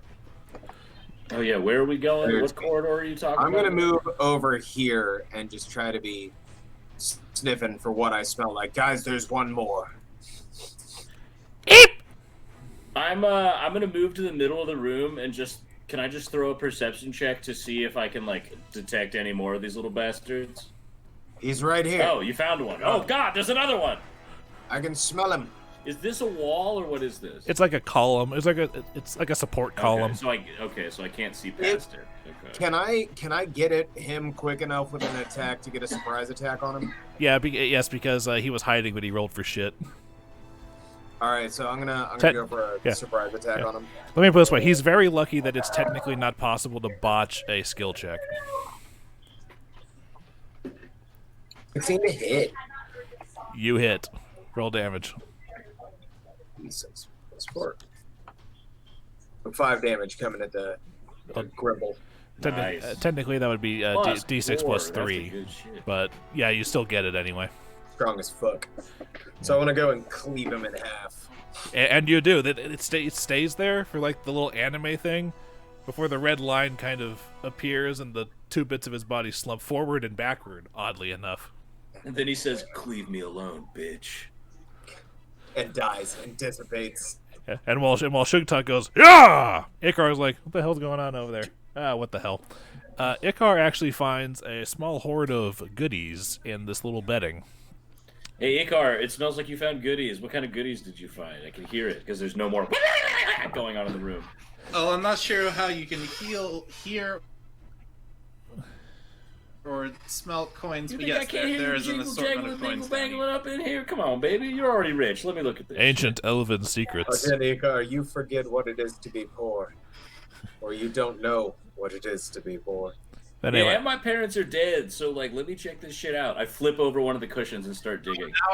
Now we're That was as you all just tear the bedding apart, looking to see what you find. I'm gonna back away. They're a little ravenous, like dogs. We hungry po' boys, man. I only got 96 G, but your family got 100,000. I'm tipping my scimitar. You realize 96 is a lot. 96 gold is a lot of gold. Yeah, but that's all my money in the world. Okay, you own or rent some sort of house or apartment, right? Well, my parents did. They paid it off about 80 years ago. Okay, yeah. So that's also your property. It's not gold. But you could sell that house for a reasonable price. You'd think 140 years on the planet, Flickie, you would have learned some of this. Well, we came from the forest, stayed in the city. I learned some magic, but now I'm actually using it. And it kicks ass. I've known Roger long enough. I think I should have magic expected elven herbs the are equity interfering with your discussion that's memory. happening right now. Hey, baby. That wood stuff is pretty strong, I've heard. Yes, I've heard. Anywho, Okay. you guys find in the bedding 12 gold pieces. I flick one of them to Rexus for helping us out. Oh, thank you very much. So 4 for the others. I'll take the 3 because I used one of mine. 100. Wait, there's only 4 of us. Hold on. There's how would I say everything in there and then you divvy it up? My bad. It's okay. There's 12 gold This pieces. is why we need a handout that just lets us put in loot, and then later, off combat time, we can divvy it up. Yeah. How about this? I'll get that set up between this and next session, and then we'll have the loot thing. But you find 12 gold pieces, 185 silver. Is Tim taking notes in the chat for this? Yeah. Okay. 342 copper. Jesus Christ. A pair of quartz earrings. 9 silver coat buttons. And a slightly gnawed cloak with some fine embroidery along the edges. Yo, I take those earrings. I give one of them to Sugtok, and I'm like, dude, we broke out in that mob. These are our friendship earrings. And we both just shove it into our ears. That's terrifying. Bleh. Thunk. I didn't know your ears were. I didn't know your ears were pierced. They weren't. They were. They were. Exactly. We're both just bleeding out of the left ear. Well, okay. So, I guess, should we just divvy this up now? Oh, there's still the rest of the place to explore. Fuck it, let's roll. Really 15 minutes. 15 to 20 minutes, maybe. I cast light on my hawk again. Okay. Well, it looks like there's another metal grate that goes down. You are correct. Cool. I assume we've sensed and seen everything in this room we need to. That you're aware of. Well, would You you like son to of give a it a more I'm gonna thorough look look around. over? Yo, I Area. tell Tim to go over Some here more. behind whatever the hell this is to light it up and see if we can see anything. Yeah, what is this area kind of around where I'm standing? This area. No, I meant you're Tib'resh. Tim's the Falcon. You fucking wiener. No, I'm talking about me. Oh, I was talking about. It appears that the little 5x10 pillar right there is a support of. Everybody, make me a knowledge local check. Hey, that's the one I got. I can get a +9 on that shit. Damn. Where did I put the fucking cup?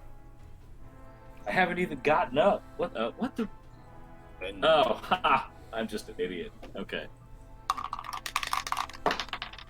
Oh, what's up, motherfucker? 25. I don't know anything. Okay, everybody except Tib'resh is aware that the southern part of the city of Kintargo on the Argo Isle, sitting there in the middle of the Ulubalus River, when the city was still fresh and new, the southern part of the city sat in something of a floodplain. So as the city improved and built up, they kind of had to do some heavy reworking of the city streets and everything. So they raised the level of the streets, which caused the first floors of some buildings to become basements and some streets to become sewers. I know this music. So that's something like what's happened here. This isn't like this was not initially built as a basement. This was initially built as the first floor of an actual building once upon a time that has been covered up as city enhancements and buildings forced the first floor of some buildings underground. So it wasn't originally meant to be a sewer or a basement, but it's the function it's serving as now.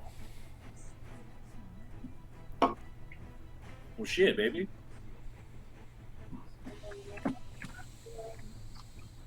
Should we? That's very cool to know. Hey, Shattersong, get back over here. Let's figure out if we should go downstairs, baby.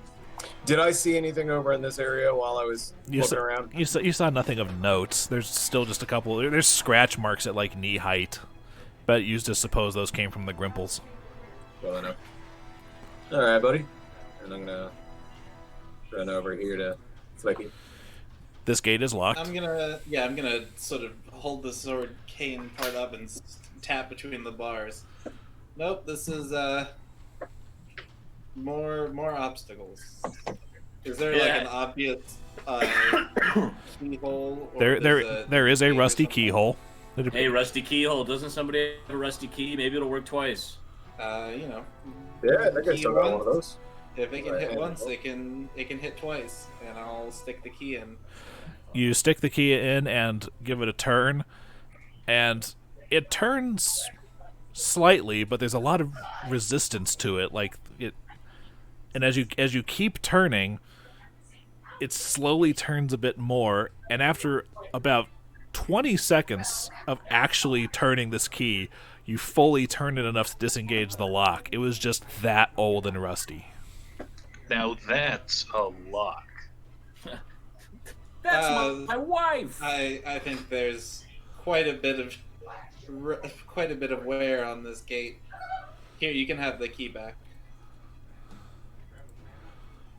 And I will. Does this one push open in or out? It's divided, so it pushes in from the middle. Okay. And so I'll push open one side. And and as I actually scroll my map over, I see that I forgot to reveal just a little bit more. As the stairs lead down to a pair of double doors. Oh, okay. Oh, Luke, I was gonna ask, did you not say, is this a hole in the wall or something? Just tiny little holes in the wall, like animal burrows. Oh, okay. Can the light from my bird, is there anything in them? Can we see inside them? Since it's not going to come into play, since you stomped all of them immediately, the Grimples would have been able to dive into the wall, burrow through, and pop out in another square away from you guys if they wanted to. Damn. I'm glad we fucking shit on them. All right. Well, let's go. After you, good sir. By the way, Dillon, I've given you control of Tim the Hawk, so you can move him now. Hey, very cool. I was going to ask about that. Also, why is I guess my video just paused for some reason? Looks like a couple of people's video paused. Yeah, did you accidentally click something? Did you off to scratch my nose? Did you? Oh, okay. Did you accidentally kill it or something? There we go. Cool, I was going to ask you. Alright, so we all bail. Alright, so is there just a hallway? No? Yeah, let's, I'm gonna try these doors. Does Tim the Hawk have an amount of hit points? Yes. Tim has a Hawk's level of hit points right now, which is like 3. 4, yeah. Okay, cool. I'll look at the actual Hawk statistics later, or you can look them up in the compendium, I think, while I'm busy doing things. You're good. I just wanted to know if you knew off the top of your head. Off the top of my head, no. I do not know a Hawk's Can the HP. Hawk I just put in 3, we good. benefit from my barbarian song? The Hawk... No. While Okay, while technically intelligent, it's more an extension of Flickie's own intelligence and personality. So But all right. Is it a summon familiar? Or is this a flesh and bone It's a familiar. hawk? Like it used But to it be a looks like a hawk. flesh and bone hawk. It's a flesh and bone hawk that he imbued with magic as their partnership went on. So this is like the cat that they turned into a drone with taxidermy, except way cooler, but magical moving. but magical. Okay. All right. So you guys come to the door, which, by the way, is not locked. I cast light on my hawk again. Okay. Hey man, I'm keeping that fucking. We're not losing that. Because it's still dark as shit down here, am I right? Like, we're in a basement. There is no light source, correct, except for the hawk. Cool. Alright, cool. Alright, let's... So who's going in there? I vote Beardo or Monkman? Well, I mean, He does have a beard. I'm He does have a bored, and I'm beard. gonna wander into the next room. I mean, he's got a beard. I trust him. Yes, Yo, all, Rexus, keep up. all trustworthy people have beards, and all people with beards are trustworthy. All great men have mustaches. Okay. That's a lot of fetid urine and poop. As you Do I come through, smell anything? I'm sniffing as I go into this room. as you come around that little bit of wall sticking into the circular room, a 50-foot diameter pool of rancid brown slurry fills most of this circular chamber. Along the wall, chunks of plaster have fallen away over the years, leaving ragged patches behind, and the walls and ceilings have fallen away as the decades have gone by into piles of rubble on the floor. That's why you don't go into the Undercroft. What wall space remains undisturbed is decorated in crude drawings and symbols of a sinister form. And there are greasy-looking chains running between 4 stout pillars rising out of the muck, anchoring to various points on the wall. Yo, I immediately run up to that muck and get a little sample in a glass vial and throw it in my bag. As you run up to the muck... Damn it! Well, as you... I also, since you get it into a vial, I need you to make me a fortitude save. But I didn't touch it with my hands? Fine. All right, one sec. What should I call this stuff? Like fetid muck? If we're about to get into a big fight, it's right about dinner break time. Yeah, Probably like 5 minutes. Dillon, with that 25, you can recognize this as an ancient cistern that's just unused and polluted over the course of years. Oh, that's crazy. You can't get samples like that every day. But yes, You said I need to make a what check? fortitude save. And after you make this save, I'm going to let you know what happens next, and then we will take a quick break so that people can get food and bathrooms. 17. Okay. Okay. And now we break. No, and while you're there, you also notice there are some things moving in the water. I slowly back away and tell them that there are fucking things alive Hold in on, this hold on, goop. before you back up, Oh, because God damn it. you running up there is what triggers initiative. I I'll promise. take the Kraken.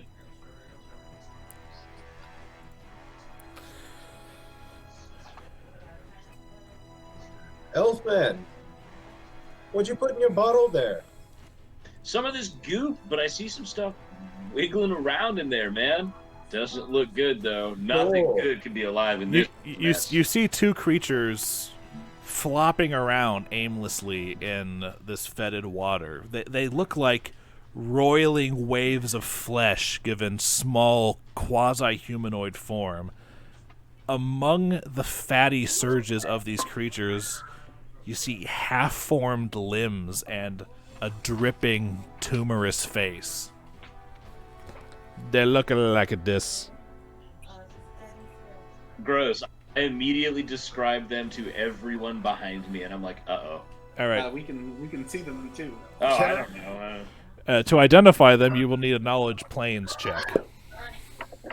Knowledge planes? So, If you're trained in it, or if you're Sugtok. +1. Sugtok has no idea. Can I try to cantrip I think it's Unwilling Ally is the name of the spell. Maybe to it. Unwitting Ally, and try to make one of the 2 a friend and just like, come here, buddy. I don't want him over here. I don't want to try to fight something in the middle of a pit of ancient goop. No, it's okay. You don't have to. It's okay. They notice raise they the notice bar. Flickie and they start making motions to move towards him. But as Okay, they're coming at us. Okay. but as initiative starts, that's where we're going to take our break. Cool. All right. All right. So roll for initiative. Yep, they've already rolled, and so has Roger. +3 is 14. Yeah, and you can actually change your own initiative in the initiative order if you guys want to take care of that yourselves. All Click on it, type in the new thing, hit enter. So we already rolled? This is a new initiative. Oh, you mean I can go to the list, click on my number? Oh, okay. Wow, Rexus, you suck this time around. Nope, that's Tib'resh. 4. It's my second one for initiative tonight. It turns out everybody is rolling shit initiative right now. Yeah. Which makes sense. You're all surprised. Well, yeah, I mean, I just thought it was shit water. I didn't think there'd be living flesh in it. Yeah, there's man-sized wads of flesh now heading towards you. That should be our band name. Man-sized wads of flesh. Man-sized wads of flesh. Opening for Pearl Jam.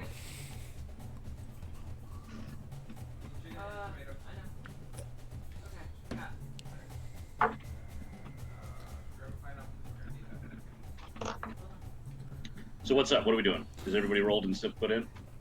Has everybody updated their stuff? Rolling. Yes. Okay, descending order means Icar goes first. Okay, so these, like, sort of semicircular arcs, are they walls? Yes, they're walls. They don't go all the way to the ceiling, though. They're like... maybe about... Okay, well, if they're enough... Really, the important part is if they're enough for me to hide behind. Yes. So I'm gonna go 5, 10, 20, 25, 30. The walls also do block the light from the hawk. That's fine. So the hawk is up here, which means his light arc is only going to be here with, like, dim light up to... The room is big enough that I'm actually going to give the dim light aura as well. Okay, well, I'm just drawing line of effect through these partial walls. Yeah, by the way... As long as I'm getting dim light from, like, over the top of them, since they're not connected to the roof. For everybody, as far as these auras are concerned, that's bright light and dim light out further, or, for those of you with low light vision, that green circle is how far you can see normally.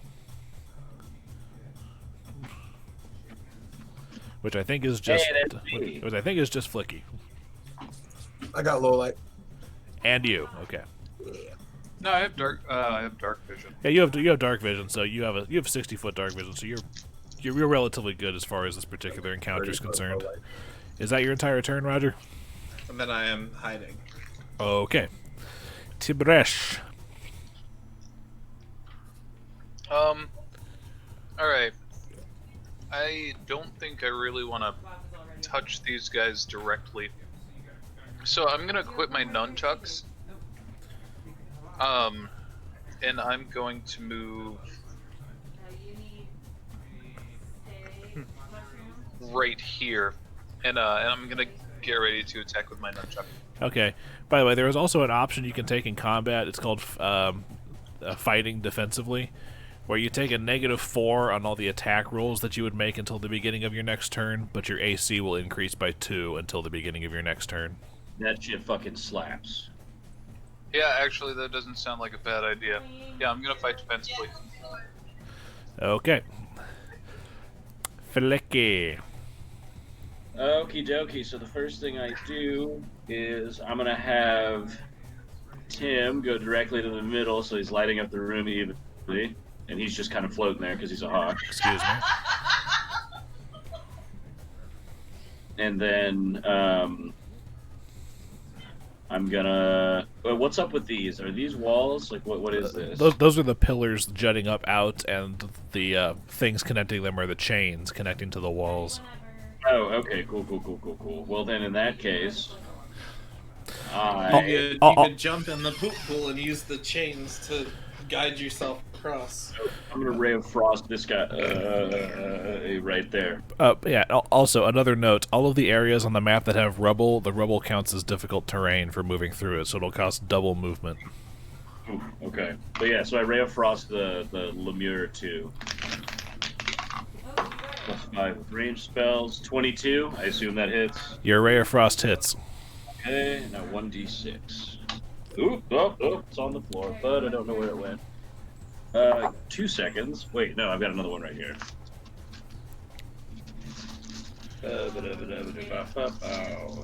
1d4. It's going to be the last one of that. I pull out. The 1d6. It's right here. Okay. 4. Your ray of frost slams into the roiling flesh of the creature, and it doesn't even seem to notice. Yikes. Shit. That's my turn. Alright, the Lemures. Excuse me a second while I range find. Hey, does the goo count as rough terrain? The goo, just from since you actually leaned over and grabbed some of it, you saw that this cistern was about 3 feet deep. Oh. So yes. Hey guys, the cistern is 3 feet deep. I'll find that die now. This Lemure moves over to Flickie. However, he double moves, so he can't attack. Sugtok. And Garrett, you're muted. Okay. Yeah, I'm gonna move up and try to slice at the fucker. Okay. With this roll d20 plus strength. Correct. So 16 to hit. 16 hits. Roll me your damage. D6 plus 3. 4, right? No. Strength mod? Yeah, your strength mod. Yeah, 4. Oh, so your strength's 18? 19. 19. Okay, that changed then. Yeah, my Okay. top 3 mosquito bites. Okay, while I yeah. smoke that cig. Okay, so And finally, last but not least, hold on. Yeah, my charisma Oh, dropped. yeah. So my strength bumped. That's right. Okay, but yeah, the as you swing at it with your scimitar, the scimitar seems to slice through the fleshy substance of the creature and then knit back together like nothing happened. Guys, this is bad. Rexus is going to wait while the DM checks his spells.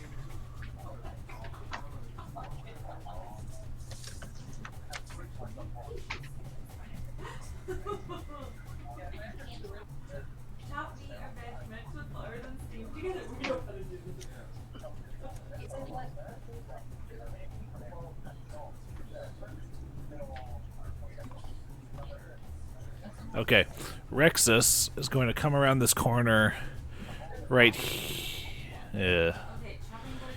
He's going to come up to the edge of the pool right here.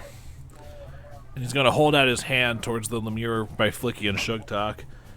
And a cone of fantastic colors sprays forth from his splayed hand. And the Lemure needs to make a will save. Oh, good. They suck at that. No, you guys are just outside this cone. Okay. shit. Yep, it fails. So, one moment. So it's a cone of just bland colors. He fires a cone of rainbow from his hand. Oh, it's still attached to my head. That's why I couldn't pull it out of my mouth. Okay, hold on. I gotta roll a lot of d4s here.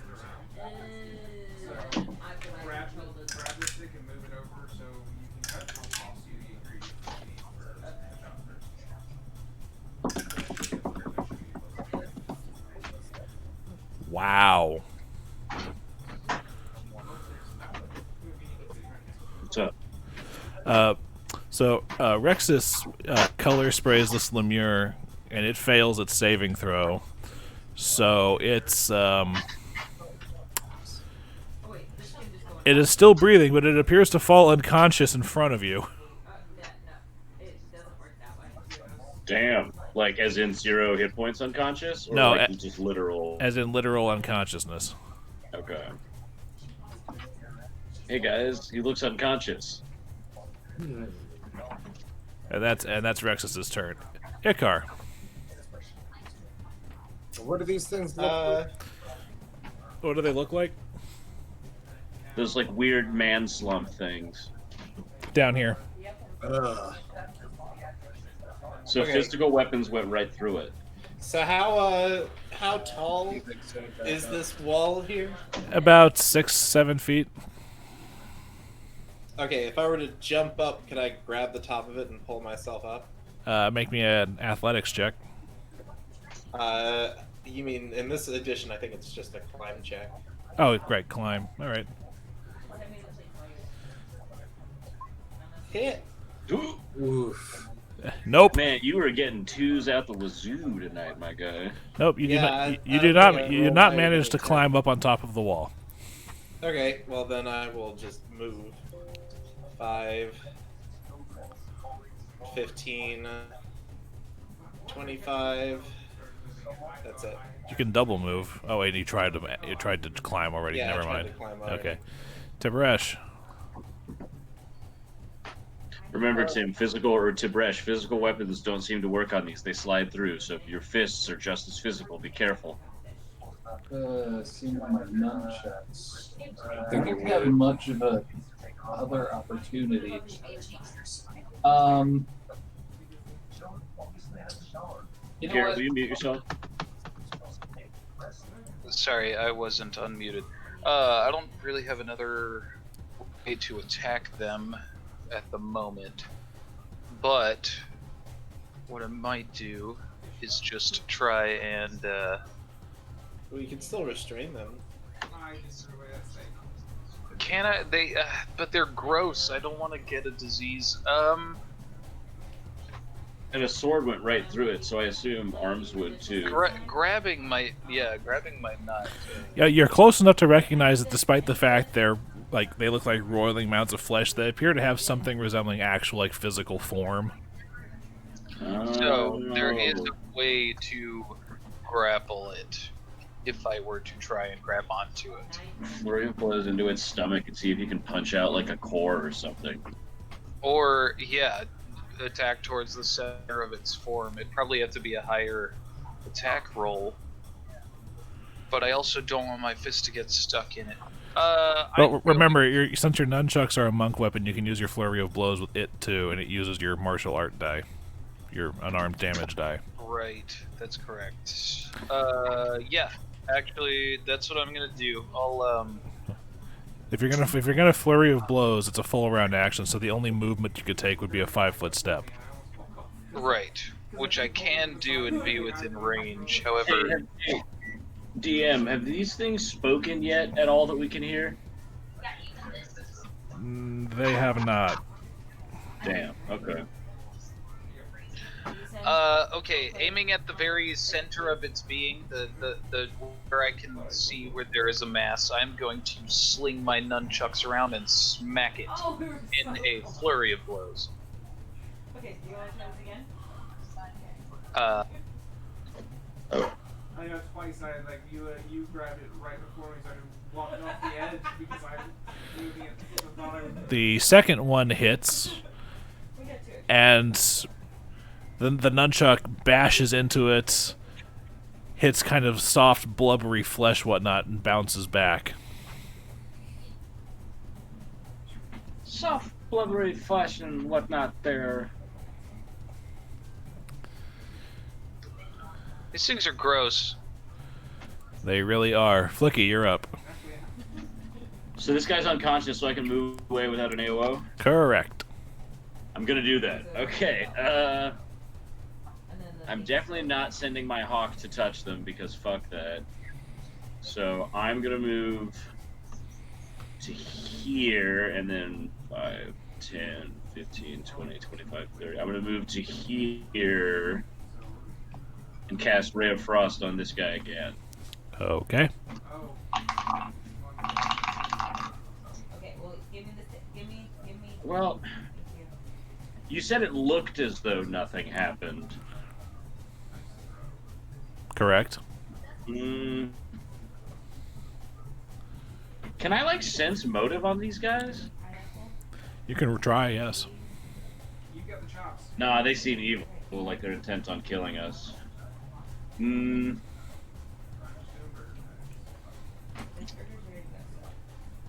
Are they classified as undead? You can make a knowledge or religion check to see if they match the look of any undead you're aware of. but I can't do that because I don't have a rank in it. It's checked off with no rank. Alas, the luck of the savant. Alright, well, shit. Then in that case, I am going to... Definitely gonna leave this one still unconscious. I'm still going to use Ray of Frost on this guy. Okay. 18 plus 5, 23. 23 hits. Ooh, God, not again. Come on, man. What's wrong? 3.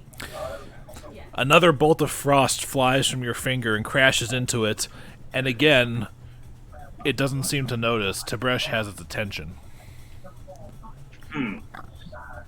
Yeah. Oops. Yeah.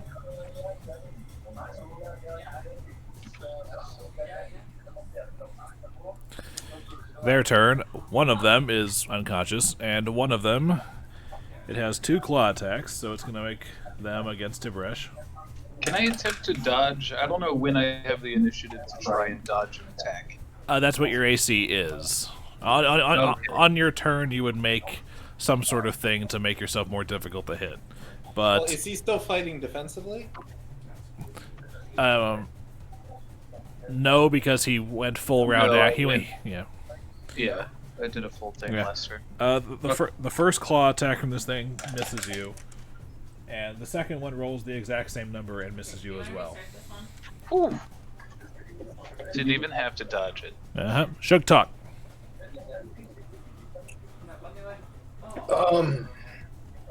Did on my last attack when I sliced it, did it feel like it did anything? You definitely feel like you cut something, but judging from its reaction, it's not like it cut anything vital. You didn't cut his balls off. Nope. Another one, please. In the background, Morgan's like, nope, no, you didn't. I'm gonna break into a raging song. La-dee-dee, la-dee-doo, la-dee-die. It's time for these things to fucking die. All right. So everybody that can hear Sugtok can choose to accept the benefits of the raging song. I do not. It is a +2 morale boost to strength and constitution, +1 to will saving throws, but you can't use charisma, dexterity, or intelligence abilities, and you get a -1 to AC. Basically, it puts you into a minor form of barbarian rage, increasing your strength rolls for attack and damage by 1, giving you, at level 1, a bonus hit point, and increasing your will save by 1 at the cost of your AC dropping by 1. And you have to speak now or forever hold your peace on whether you take it or leave it. I'm leaving it. I don't want it. I'll listen to the song. I enjoy it. Tib'resh starts... To rage or not to rage. The inner metalhead of Tib'resh starts to rock out. Moving forward, I will mentally add the +1 to your macro rolls for your flurry of blows going forward. Cool. Okay. So that's your standard action. You still have a move action and a swift action. I don't think there's anything else I want to do right now. Okay. Sorry, as long as I'm hearing the song, I have an additional health, so I function right now. Sorry, I thought I clicked it on. This thing really sucks. It's okay. I can still hear you, yes. Accepting the song, your constitution increases by 2, which technically also increases your fort saves by 1. But yes, technically your 11 out of 12 is now 12 out of 13 until the song ends.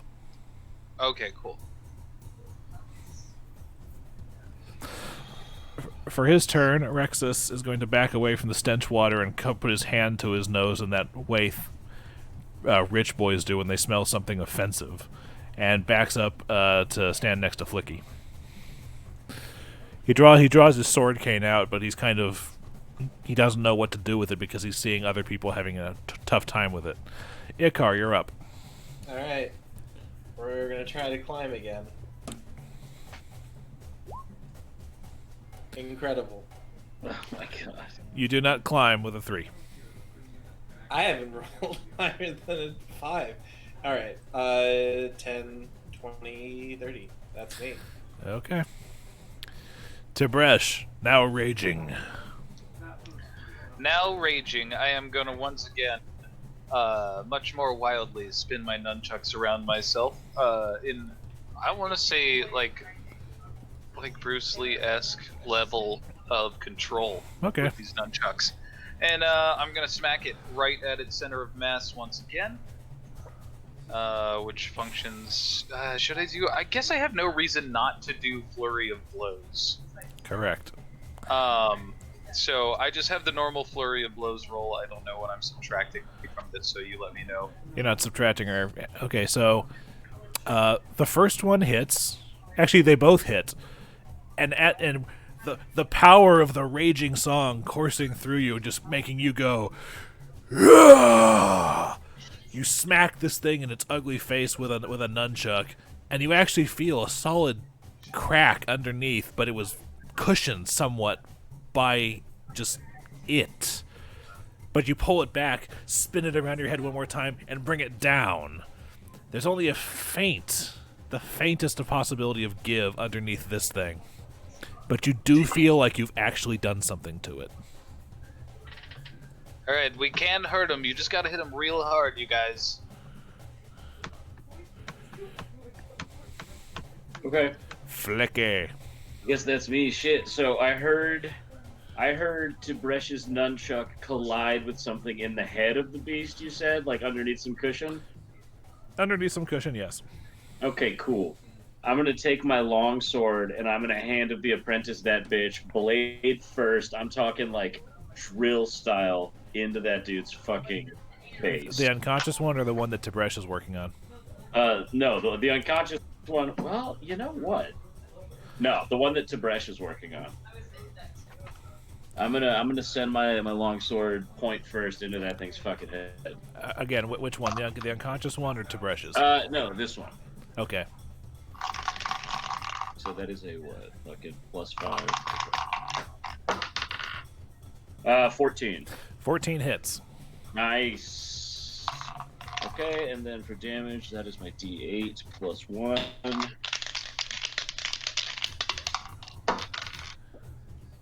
Six. Your sword streaks out of your hand towards the fleshy creature. It doesn't make very deep purchase into it, but it does stick there for a second, and it goes. It noticed that, and then the sword shoots out of yourself. Fortunately, none of the gunk or fleshy nonsense comes with it. It all appears to be part of the creature. Cool. So yeah, it looks like the head is their weak spot, guys, or at least one of them. Something's in there controlling that massive goo. Their turn. One's unconscious. And one is going to make its 2 claw attacks on Tib'resh again. And remember, your AC is 1 lower than usual. Because of the song. So, 16. To hit. So that's 4 hand of the apprentice. I got 4 left. So, 16 to hit and 21 to hit. Both of them hit, I'm sure. Tim? Tim, are you... I'm so sorry. Yes, they... Okay. You take 2 damage from the first one and 3 damage from the second claw for 5 total. Okay. So with my boosted health, I am down to 8. Okay. Sugtok. It requires a swift action to maintain your song. Free action. I was fairly certain it was a swift action, but it becomes a free action. It's the free action. Okay. Oh, later. It becomes a swift to start later. Yeah. That's right. Okay. Starting as a standard action can be maintained as a free action. Right. Okay. That's my mistake. I'm still dusting off my Pathfinder DM rust, but you're benefiting from your own song, correct? Yes, and I am going to swing my scimitar at him, so it'll be D20 plus 5. 12 to hit. Well, technically, since it's unconscious and helpless, you didn't really even have to roll the attack roll. So make the damage. Roll 6 plus 5. Fuck yeah, max damage. Max damage. Well, you certainly have. Well, there's certainly something giving under your scimitar this time. You cut through what appears to be most of what makes up its arm. It doesn't, even raging though you are to your own, let's go raging tonight, everybody on a rampage with me, kind of thing. Unconscious, can't he just coup de grace? Oh yeah. Since that makes it helpless. Oh yeah, that's a coup de grace. So it's a full round, and he just gets a free auto crit. Yeah, let's do that. So if that was a free auto crit, yeah, that's 22 damage. What is it with scimitars and decapitation? Decapitation! Kind of my bag. They're actually well shaped for it. I was gonna say disarmed him. Or that. Taking the arm off. Well, the arm was before we decided, because that's not a coup de grace type action. That's more like he's unconscious, line up, like you're chopping wood, and thunk. Except with all the power of a barbarian rage through it. Rexus sees Sugtok go beast mode and decapitate this thing. He goes, "Oh, wasn't expecting that." Well, that. He walks up and he kind of pokes it with his sword cane, and it's not moving anymore. He goes, "Well, that's certainly something. Let's go help Tib'resh," and he starts moving over this way. As he starts to move over there, you actually notice that the body of this creature starts to sort of fizzle away. Nice. Until eventually, it just completely disappears. Would I have still had my move action? And can I take that to move closer to the others? No, you're full. It was a full round action to coup de grace, but you can 5-foot step if you want to move 5 feet closer. No. Just like that. Hell yeah. Okay, Icar. Alright. So we're going to go 10, 15, 25, 30, and I am going to chuck the dagger in my offhand at this thing. Okay. Your silver masterwork dagger? Correct. Ooh, silver. What if it gets covered in poop? Oh wait, I can press to digitize poop off your dagger. We're good. Yeah, I think we'll be fine. Tim, would you rather leave Tib'resh? Would you rather leave the poop on the dagger? So you shaking your head over there, Mr. Standing in half poop, half fucking regular shit. Nice. You successfully hit it. And if I was hidden from it, or if it counts as flat-footed, I get that extra D8 because I was doing the hidden strike. I don't know if they rolled against my stealth check. From No, they did roll against your stealth check, and they have a perception bonus of 0, so you had a 50% chance of staying hidden. And look, you're lucky this time. Okay, well then add an extra D8 to that. As the silver dagger thunks into the back of this thing, there's an audible sizzle around where the dagger impacts, and this thing lets out a blood-curdling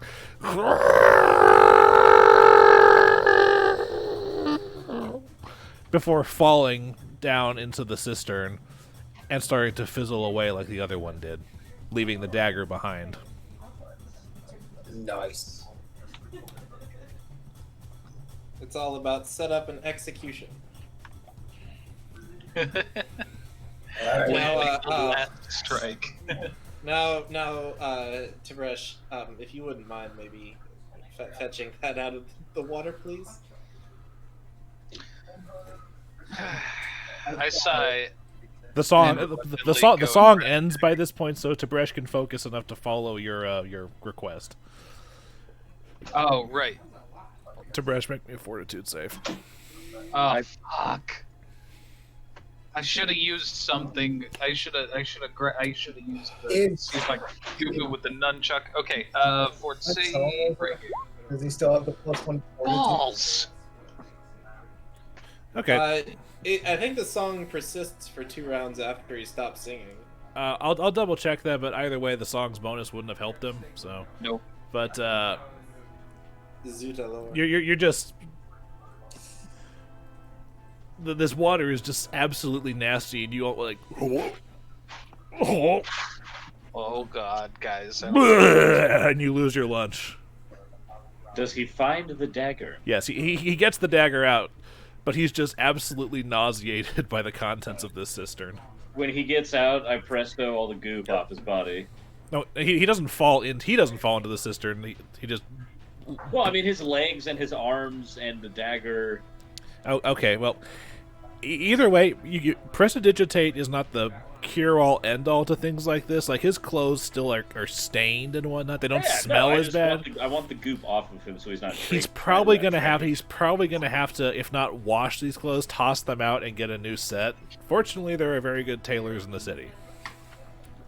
We live in the city. Oh God, I reek. Me too, bro. Here's your dagger. Okay. Oh wait, in the game. I yeah. hand him the shit-covered dagger without wiping it off at all. I thrust the shit-covered dagger in his ribs. I'll take the dagger and just shake it off. Maybe wipe it against the ground. Okay. And also, I know that Flickie does, but does anybody else speak Infernal? I do. Okay, because looking around, you can recognize infernal characters as part of the vicious markings on the wall of this cistern.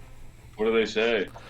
They don't actually say anything. It's the characters of the alphabet. But if you want to try to figure out what's going on, you can make a Knowledge Arcana or Knowledge Planes check. Nope. I don't understand it. Was that a yes or a no? I don't have it. You don't have either. You don't have Knowledge Arcana? No. Well, I have them. Okay, so I have them checked off, right? I'm fairly certain you put a point in Knowledge Arcana, didn't you? You're a wizard. I put a point in local.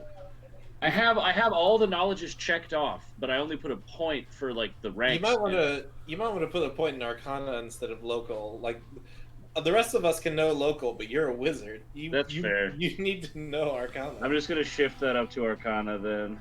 All right. Bro, I don't know what the fuck's going on. Don't you cast shit? Yeah, it doesn't mean I know what I'm doing. Now, you're a wizard, not a sorcerer. Okay, fine. So I'll do Knowledge Arcana, and that gives me a +9 on that check. All right.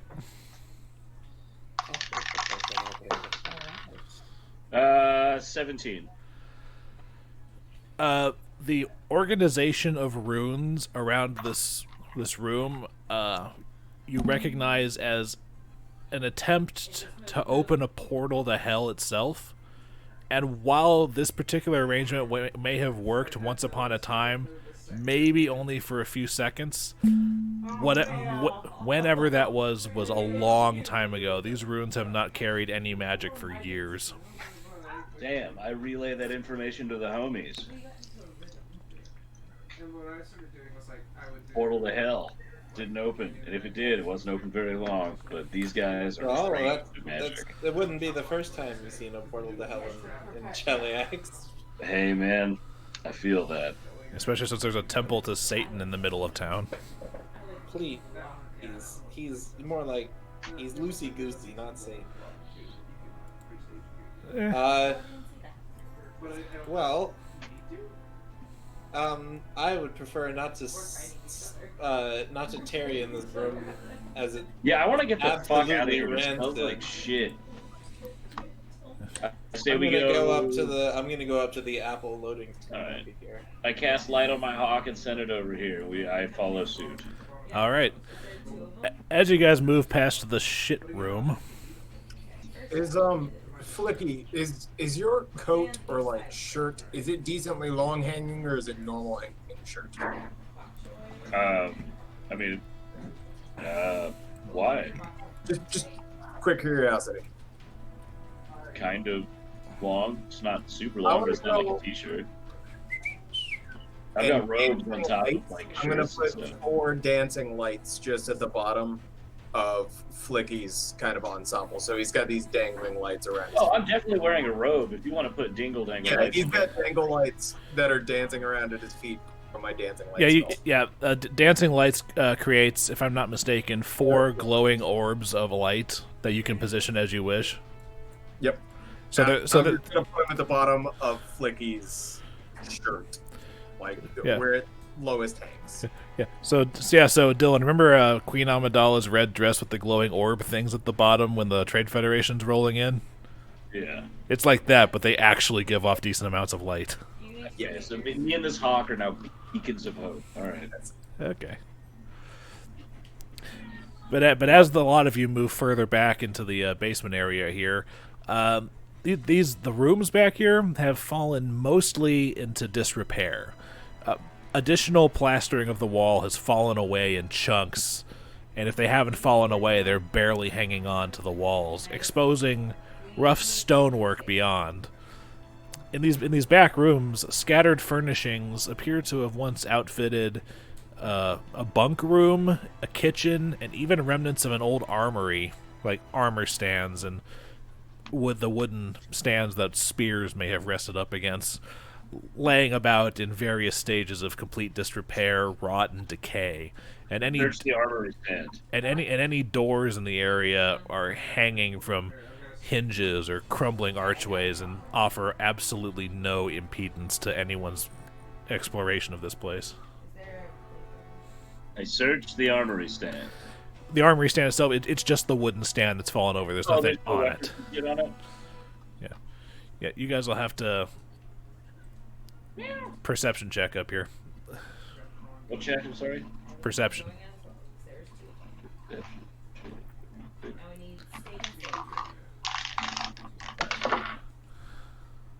Perception plus 4, 18. And that perception check's for everybody.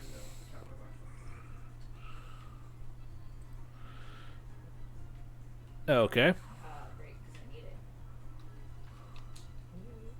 Nice. You perceive hard as a motherfucker. Everybody who he's got trained ears. Other perception test all night has been a 1.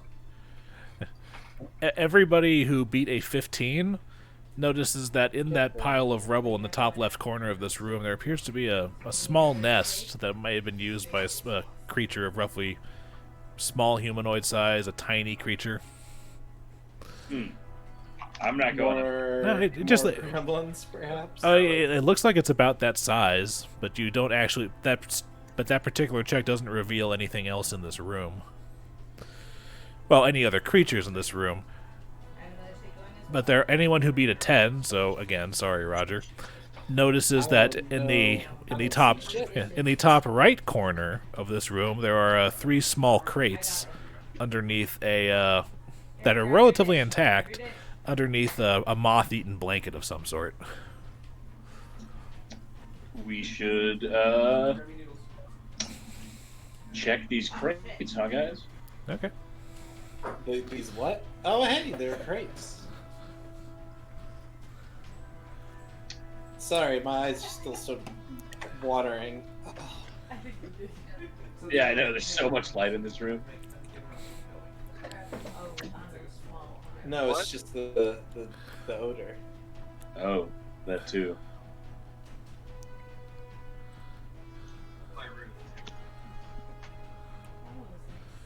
All right.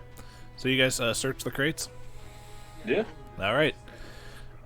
The first crate that you pry open, and it doesn't take much. While the crates are intact, they're still old and rotten, so popping them open is a relatively simple matter.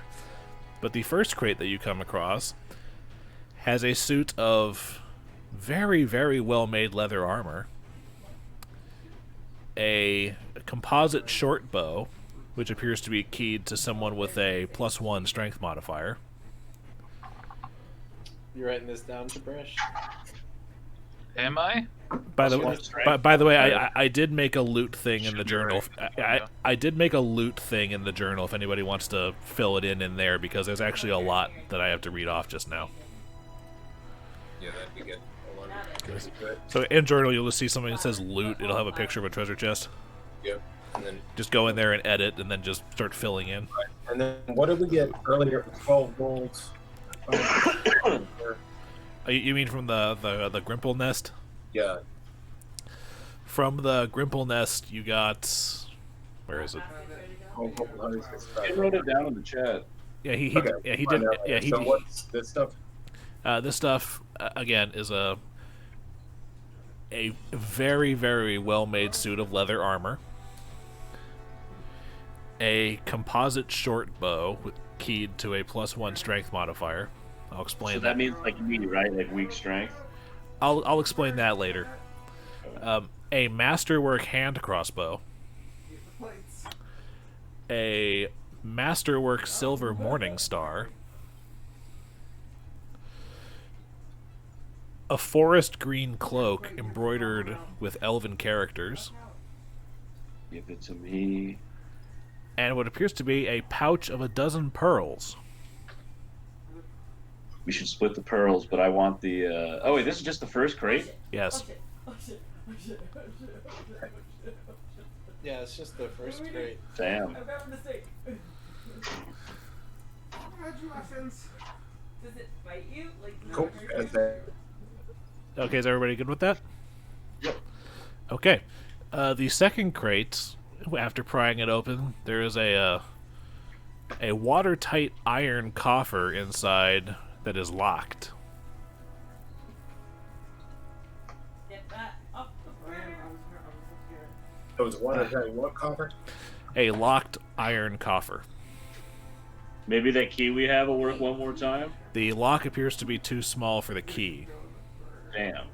Yeah, this is like a big jailer's key. I was needed. Is that all we found in the second one? The watertight? Yes. All you have found in the second one is that coffer. Okay, what's in the third one? Opening the third one, you find an additional coffer, but this one does not appear to be locked. Let's crack it open. Cracking it open, the first thing you see is a piece of parchment that just says plainly, "For quick communication in secret," on top of it. And nothing else on it. But underneath the parchment appear to be 6... Carrot's ready to go. How big should I say they are? They're like say they're about this big, give or take. They appear to be silver raven figurines. Oh shit! Okay. Well, I can like detect magic, right? What the fuck is that? Fucking. Yeah, Dillon. Dillon. The way detect magic works is you basically hold your hand out, and there's a 60-foot cone where you sense magic stuff, and the longer you focus on one magical thing, the more you're able to tell about it. You can just if you just basically cast it, you can just get a basic hint of magical auras on things. Okay, so I should definitely try and see what these things do, right? If you want. Detecting magic does reveal that all 6 of them are magic. Okay, very cool. Is there any way I can learn more about them, or is that as far as I go? You can make a spellcraft check to try to identify them. Okay, I get a +9 to spellcraft. I'll try that. There's also another thing that if you want to wait until later to do this so you can get out of the sewer. Yeah. Let's just throw them all in the bag. That's fair. Yes, which brings me to my next point. How are you getting all of this out of here? Okay, I think that someone big and burly should grab the locked fucking chest. Oh, I'm also going to point out that the locked chest is about this big. Yeah, strap it to someone's bag. I mean, someone's gonna be carrying it. How heavy is it? You know, I'll try picking it up. Yeah, how much does all of this stuff weigh? Honestly, the heaviest thing is probably going to be the suit of leather armor, just because it's an entire thing of leather armor. But the coffer that's locked is an iron box. But just based on its size, you would guess that most of its weight is coming from the box itself. Whatever's inside is probably relatively light. Like 110 pounds. Something I could just lug out of the sewer. Oh yeah, you could lug it out of the sewer relatively easily. The only hard part will be getting it up the ladder back into the livery. Flickie, you said that there was a note on top of those ravens that said something communication, right? Quick communication. Communication in secret. Okay, so I'll take a raven figurine. We should all grab one. I'll give a Raven Fleet figurine to Rexus, Oh, and I'll be like, thank you very do much. anything?" Hello. Yeah, yes. Here, let me walk a little bit further away. It's okay. It's like, oh, thank you very much. Hello. Anyway, Can I try spellcraft to identify them? if you want to, yes. Alright, let's see. And don't forget, you have a +2 to this because you're an elf. Oh, whoops. Okay, so miscellaneous needs to bump up to 5. Okay, so in that case, that now makes that a 17. One moment while I look something up here. A fucking 6. Yeah, that's understandable, but Whatever it needs right now. give me a second while I check something here. Well, gentlemen, while we're waiting, I am pretty interested in this leather armor. If no one else wants it. I don't. You do seem to have a habit of being whacked upon. Yeah, Gotta chase the fun. Flickie, you're not able to tell what the little silver raven figurines do, but you can tell that they all exude enchantment and transmutation magic. Okay. Adam. That's very cool. So what should we do now? What else was in that first box? You said something about some pearls? Yes, there was a pack of 12 pearls. Should each get 3 pearls. There's a forest green cloak embroidered with. Yo, I want that cloak. I do think our elven friend should have it. Okay, you throw this this cloak on, and yeah, so the edge of the cloak is lined in Elven script, and it's a repeating message that you can read because Elf. It says, "May the forest hide me from unfriendly eyes." Oh, you son of a bitch. Okay. Alright, I immediately cast the cloak around me to see if I can turn into a rock to everybody else. You do not turn into a rock. Damn, it was worth a shot. Don't come over. I'd like to throw on this leather armor if nobody's offended. Yeah, you got it. Yeah, Yes. man. Just do you want some privacy or something? Strip, Viking man. I'm not scared. And then I strip off my old leather armor and Just fucking tear it off. awkwardly work my way into it. It fits very well, and you actually sort of feel more capable in it. I'm just going to let you know it's a suit of +1 leather armor, Nice. which means that its AC bonus is 1 higher than regular normal armor, leather armor. And if leather armor has a armor check penalty, that penalty is 1 less. Yeah, I already did the dishes. Well, it doesn't look like there's anywhere further to go, and this place fucking stinks. Yeah, let's bail. Yeah, and you were looking for a silver raven's cache anyway. Yeah, it looks like we got it. Yeah, hell out of here. All right. Do you have the ability to light stuff on fire on the way out? It is mostly stone down here. Okay, then as we progress, I want to start lighting stuff on fire that's wood. Wait, hang on. I'm trying to figure out whether I want the. Like, we still have some more loot sitting around, so. Oh, is there? Yeah. Yeah, there's a composite short bow. Can you do a +1 strength one? Yeah, I'll take the short bow. Yeah, and the way that composite bows work as opposed to regular bows is a regular long or short bow doesn't gain a damage bonus from strength or anything like a thrown weapon would, but a composite version of either one of those things can if the person using them is strong enough to use the bow. So a +1, a composite short bow keyed to someone with a +1 strength modifier can add 1 point of their strength modifier to arrow attacks from it. So this one would deal 1d6 +1 arrow damage. But if someone too weak tries to use it, they take serious penalties on the attack roll because they can't fucking pull it. Mm-hmm. Well, I'm gonna strength mod of +2, so I think I'll be fine. Okay. So I'm gonna delete that. Um. Tears. Masterwork hand crossbow. Yeah, I think I'm actually gonna hang on to that hand crossbow just in case I need something long distance. Yep. Okay, and a Masterwork Silver Morning Star. Am I proficient with Morningstar? Well, a Morning Star is a martial weapon. You are proficient with Yeah. it.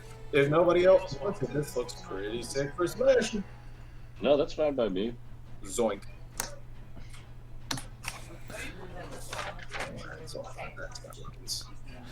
Yeah. Now, being made out of silver, the Morning Star will deal 1 less damage than usual.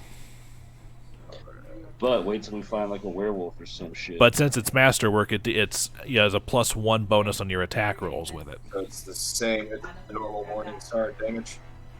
Yeah. So it's. If I'm not mistaken, a regular Morningstar is 1d8. So the silver Morningstar would be 1d8 minus 1. So with your strength modifier, it'd be 1d8 plus 3. Instead of +4. Yeah. And yeah. Okay, because the Masterworks +1, the silver is -1. Yes, and the Morningstar deals bludgeoning and piercing damage at the same time. There you go on that. Because of course it does. Right there. No, right there. Put it down. Nice. Awesome. Garrett, this is coming to you. So the Masterwork hand crossbow, I'm trying to figure out. Are you proficient with it? Because I think as a monk you're relatively limited in what you're proficient with. Because if you're not proficient with something, it's a -4 on the attack roll to try to use it. That is a bummer. I will also point out that Morningstars are simple weapons, though, right? Are they? Let's talk about the bow, right? I am almost certain that a Morningstar is a simple weapon. It might be. Either way, I'm Garrett's good with proficient simple with and it. Yeah, he's proficient with simple and martial because Scald. Okay, yeah, it's a simple weapon. Okay. Another stake that doesn't need to use. Anyway. Yeah, but yeah, and also it is just the hand crossbow. There are no crossbow bolts stored with it that you could find. I might hang on to it to sell it. It is Masterwork, right? I'll just tuck it away. Yep. Yeah, that means it is of exceptional quality. It would sell for someone would buy it at a high price. And Yeah, gentlemen, I'm just gonna hang on to it. I don't care what it does. do we want to divvy up these silver ribbons, gents? Yeah, I mean we should all get one to Rexus, one to each of us. Why are there 2 Tib'reshes on the map?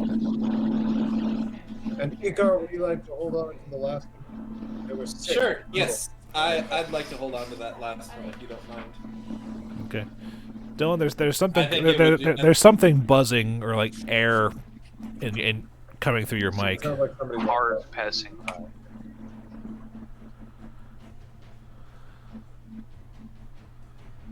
It sounded like low feedback or something.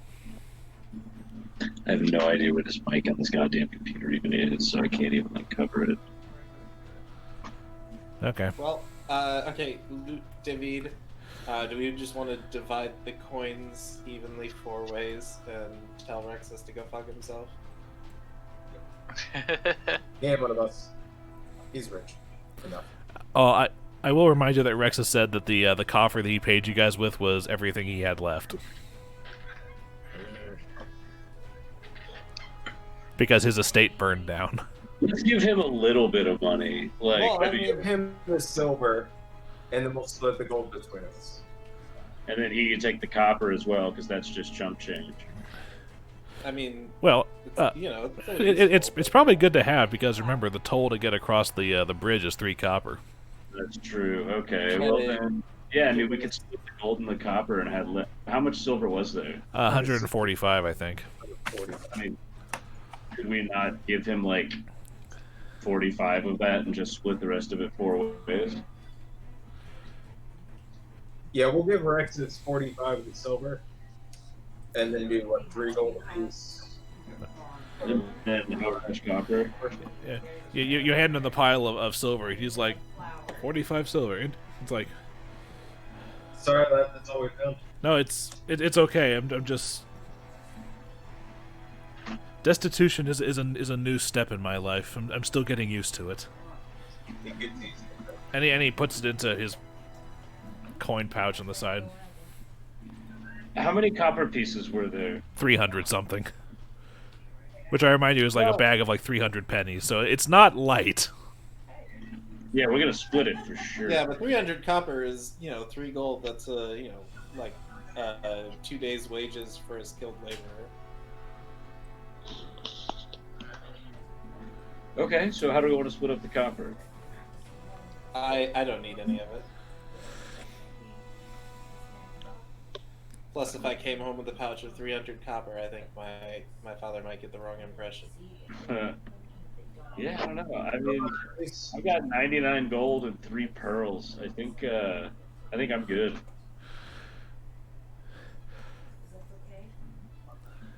Oh, I love using copper. I'll split that and toss half of it to Tib'resh, so we both snag 150 copper every month. All right.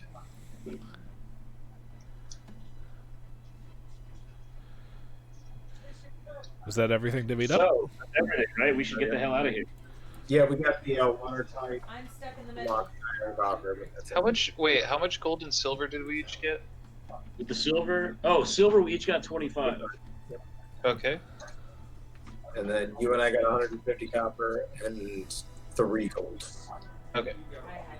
Okay, so let's bail. And then on the way out, with my wizardly ways, is every time I find wood, I start to light it on Please, fire with a doodle please. plant. You realize that the fumes off of the urine and fecal matter might be flammable, right? Yes. In fact, I'm counting on it. Well, the only actual the first flammable thing you come across would be the pillows and the blankets and the Grimple's little mosh pit. Those I don't have a problem with you burning. Well, I can't even probably, really start burning until we get there anyway. It's probably sanitary to destroy them.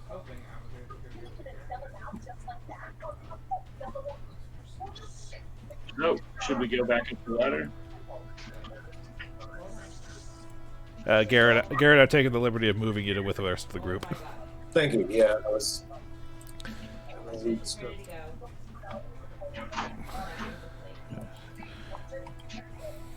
So, Right, well, so Flickie, you're looking around trying to burn the place down. Yes. Make me a I just want perception. to start small fires that'll catch with enough time for us to get out. Okay, well, What is your alignment? The salad's ready to go when you get a chance. Neutral good, but this place is diseased and evil. This could be a useful location later. Not ready? Is that gonna Fixed go? up. well, to be fair, the underground location isn't going to catch fire and burn down. Yes, but a large fire is going to attract. And this is the middle of It's the going to attract residential area. attention to us, and the last thing we need is more attention. We don't from need the city guard. Because I remind you, this has only been about, by the time you actually climb back up the ladder, it's been about an hour's worth of trudging through the livery. So it's only about 4:30 in the afternoon, after a massive riot at noon in this city. Yeah, we don't really need to be setting the building on fire and drawing the guards' attention to us. Okay, I need Hey, Flickie? Oh, yeah. Do you understand our point? Do you see where we're coming from?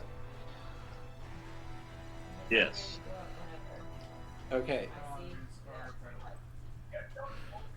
Okay, so on the way out, Flickie, I need you to make me a perception check as you pass through the stable. I get my 16. Sorry, Dillon, what'd you say? 16. Okay, as you're just kind of wistfully looking around the stable, you catch the glint of something shiny up on the rafters. I try to get it. That's Is there a good. way up there? You'll have to make a climb check to get up there. Okay. What do you think? I can climb things. What you looking at? Well, I rolled a 19 and I have 1 on my climb bonus, so I got a 20. Okay, so Flickie's able to shimmy his way up the rafters, and he finds what appears to be a signet ring made out of platinum, nailed to the top rafters of the livery stable. I get it off and I put it on. It's fancy. Cool. Someone should probably take a closer look Oh, I have appraise actually, so let me appraise that bitch. All right. Might want to be careful about wearing that in the streets, friend. There's been some recent ordinances about fanciful. 17. You're not entirely sure how much it's worth, but you can tell that the ring is made out of platinum, so whatever the value would be, it would probably be triple digit. Like gold? Triple digit gold.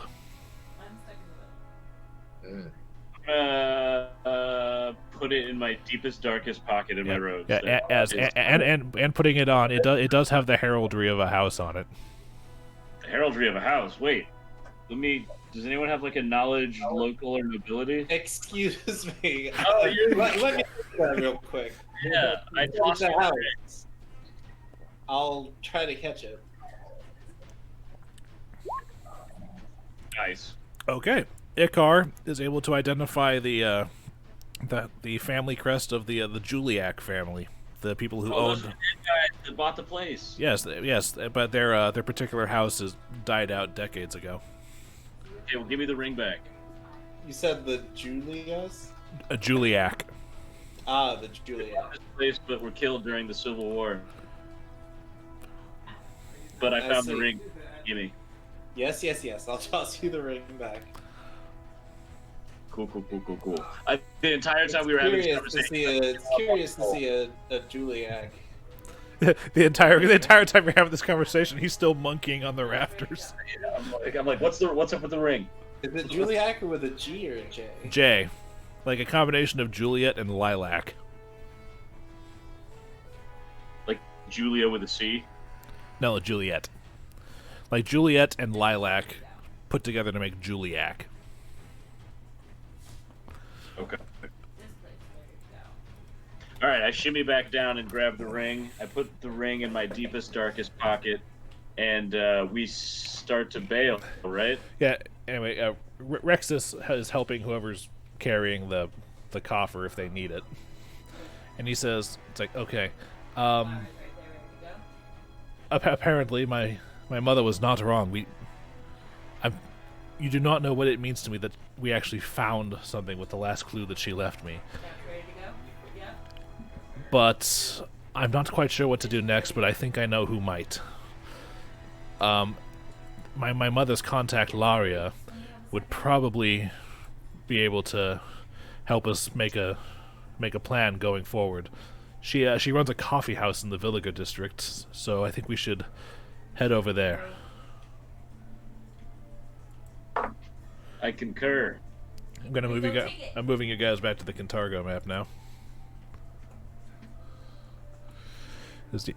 And okay, Rexus says yes. She owns the Long Roads Coffee House. It's just north of Villager Park.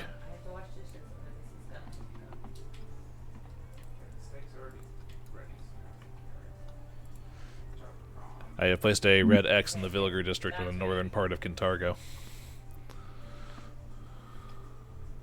Oh, I got you. Okay, yeah, I see what that is. All right. So, pretty much the only most of the stuff that you're carrying is either on your belts for the sake of weapons or in bags for coins, pearls, the silver raven figurines. So the only thing truly of note that you have with you is the iron coffer, but it just looks like someone's carrying a reinforced crate. It's not drawing too much attention. Yeah, and as you approach Bleak Bridge, you are all stopped by the Datari and asked to pay the 3 copper toll in order to pass, as is standard. I'll pay it standard. Right. And you are allowed to cross the bridge, the busiest marketplace in the entire city, as the stalls and occasional homes of the shopkeepers line both sides of the bridge as it crosses the Ulubalus. And it drops you off in the Ulubalus Harbor district. And while we're in the district, I want to show them my house. Your house is in the opposite direction that we're going. Right here, right? Are we right here? Yeah, we're right here. Where we're trying to go is up here. I know. Your house is over here. It's okay. It doesn't matter. You know, just my parents died. Is there something? Oh my god! Every time he's gonna talk about his parents. You know, it's really whatever, man. I just thought we were friends. I mean, I don't know. Well, is there something at your house you'd like us to see? A whole lot of emptiness because I don't have any family or friends except you guys. You met today. You met. I know, but I'm so happy. Like, but I've only known. Is this what 80 years of isolation does to someone? It seems Yes. Well, the isolation part's new. His parents died like a week ago. Yeah, but they were churchy. I shudder to think what that insult is supposed to mean. But it's cool. Let's keep going to the fucking place with the stuff. I promise, at some point, I'll some come by point, and see your house. At It's some lovely point. to place later. Like, because my mortgage is paid, I got space. But let's fail. All right. So where are you guys going? You still have To the X, right? Yeah, still heading. So to we're gonna keep down this thoroughfare. All right. And Yeah, you swing around the Alabaster Academy, which has its spires are in fact actually the tallest thing in the city, even reaching higher than the Temple of Asmodeus, which is sitting on a hill. But you pass by the buildings that line Villiger Park, just in front of Lady Dokur's School for Girls, and you come into the Long Roads Coffee House. And as opposed to the smells that you have become intimately familiar with over the last hour before you set off walking, as soon as you enter the coffee house, you are assaulted by the smells of freshly made coffee and freshly cooked pastries like muffins, scones. Wait, did we clean ourselves? Did you? I didn't get dirty. I'm disgusting right now. I totally forgot about that. You said there's a pond nearby, right? I said there's a what? There's a park. You're not allowed to just bathe in the park pond. It wouldn't be like a full bathe. It'd be a quick dip. If you want to stop and take a dip in the pond, I won't stop you. Probably should, because you're literally covered in shit. I'm gonna go to the pond and try and wipe myself down really quick so I don't smell quite as bad and a little more presentable. I know my clothes are disgusting right now. All right. Okay. Wait, actually, I just had an idea. I can't remember your name for the life of me. Sugtok, why would you stand up and leave right now? I literally have to talk to you. Well, since you forgot his name, he didn't know you were talking to him. Sugtok!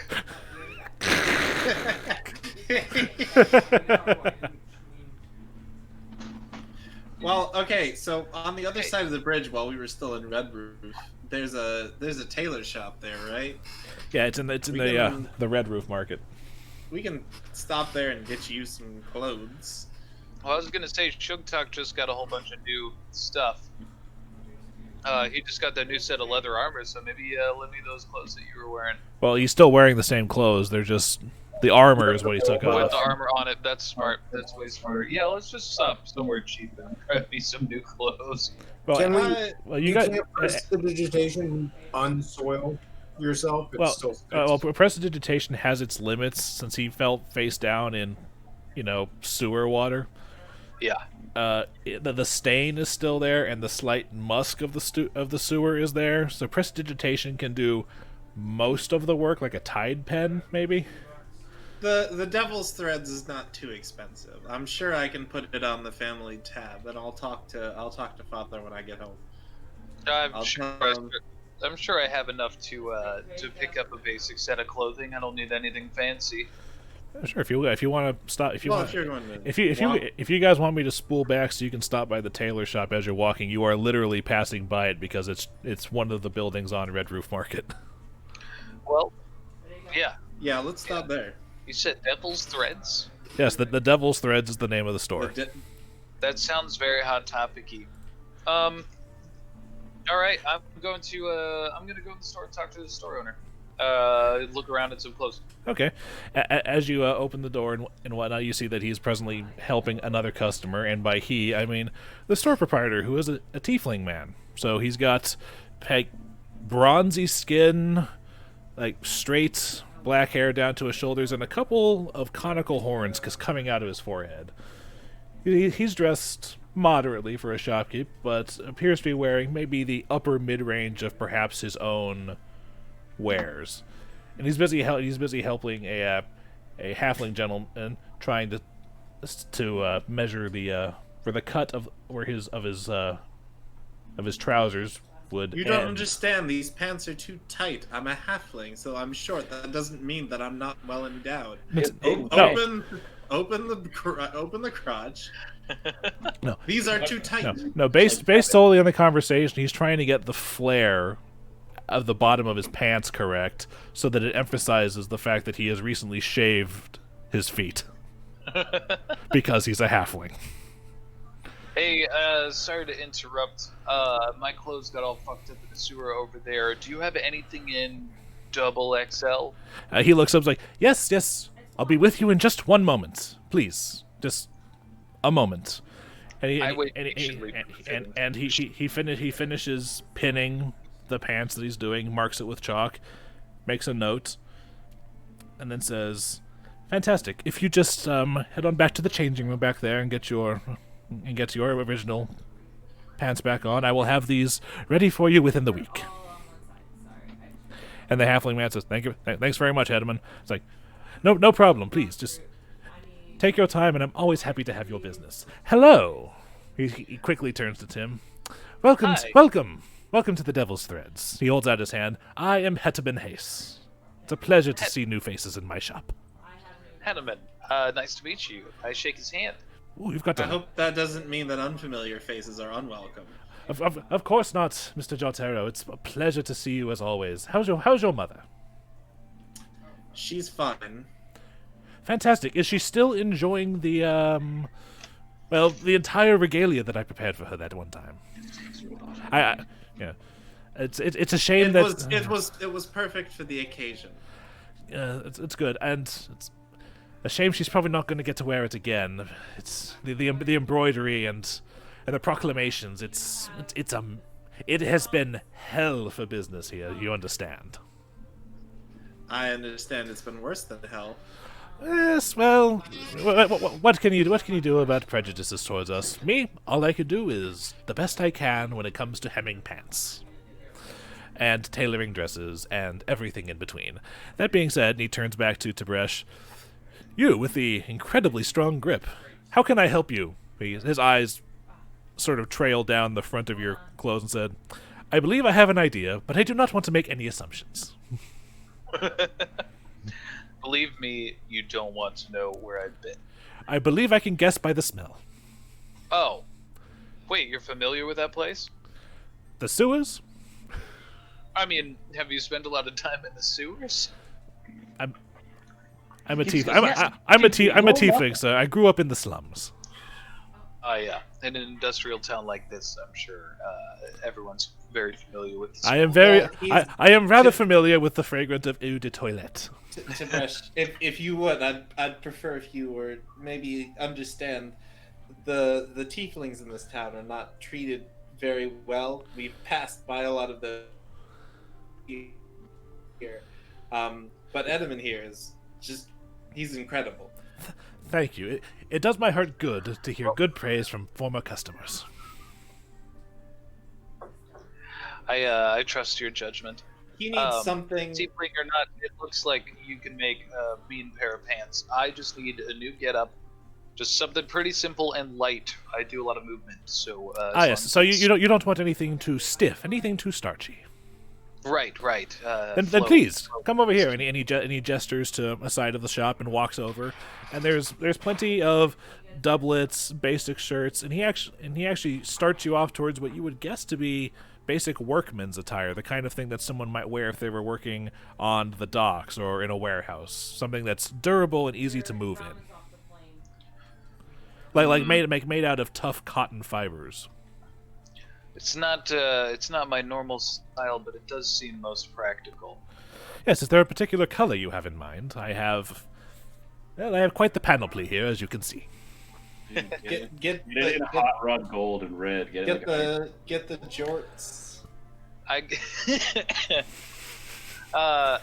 That would be terrifying. It's like, No, y'all. I can go lower. No, I'm gonna go with this this nice red fabric here. That's what I like. Deeper dark crimson. Yes, blood red, a very popular color these days. You said 2X? Yeah, double XL. Well, one moment a second. Please just turn around for a moment and spread your arms out. And, Right. And as you turn around, you feel him press what appears to be, a measuring tape against various. He's taking your measurements. After about 45 seconds or so, he's very, very practiced at this. He says, "Thank you. I just needed the basics. So you hear, and actually, as far as my sizes are concerned, you, with a little extra room for movement, would only actually need a 1X." Especially since this one has a very, very deep cut in the front, going all the way down to just above your solar plexus. Perfect. Fantastic. And he takes it off and hands it to you and says, "Now, if we could walk over here," and he walks you over towards where the ledgers and what appears to be the medieval equivalent of a register is. And says, Now for this, I'm going to ask for very little than the simple cost of 1 silver and 5 copper. 1 silver and 5 copper. Yeah, I could do that. I think that's fair trade. Wonderful. Hand over 1 silver and 5 copper. He takes it and opens a drawer and puts silver in one pile and copper in another, closes the drawer, looks up again, holds out his hand for a shake. I shake his hand. And Thank you very with much. a firm shake. "It's always a pleasure. And if any of you," he looks to anybody else who entered the store, "ever need any sort of tailoring or any additional clothes, please keep the devil's threads in your thoughts." Wait, that reminds me. He's a tailor. I asked him if he's ever seen any cloak like the one I have on with this weird elven script. Ooh, can you come here for a second? He's like, I come there. And he holds it, and it's made out of fine actual, like, it's very silky to the touch. The cloak, the lining is actually stitched with gold thread, and he's running it between his fingers. He's like, "Oh my, this is exquisite work." Although I suppose I shouldn't be surprised to find an elf in possession of one of these. Sure, of course not. Why would you say that? It's a fairly common magical item for your people to have. Whoa. Oh, were you not aware? I occasionally, with martial law, it is somewhat cut into my shipments, but I have been known to stock similar items in my store from time to time. Were you unaware that you were in possession of a cloak of your kind? I mean, I knew it was elven, but I didn't know if it held any significance or not. Oh yes, it's an honest to all the deities cloak of elven kind. Well, hell yeah, I appreciate you filling me in on that. I grew up poor, so I never had anything quite so fancy. Well, then I hope this is the start of a wonderful collection of fancy clothes that you one day may possess. Me too. And if you ever need any of them adjusted, I can handle magical clothing adjustments just as well as I can the mundane. That's good to know. Groovy. Oh wow, I forgot that Cloaks of Elvenkind give a competence bonus on stealth checks. I might want to yoink that from you at some point. With that being said, is there anything else I can help you with while you're here? Not now, but I'll send Desmond by this evening for the usual. It'll need the same repairs.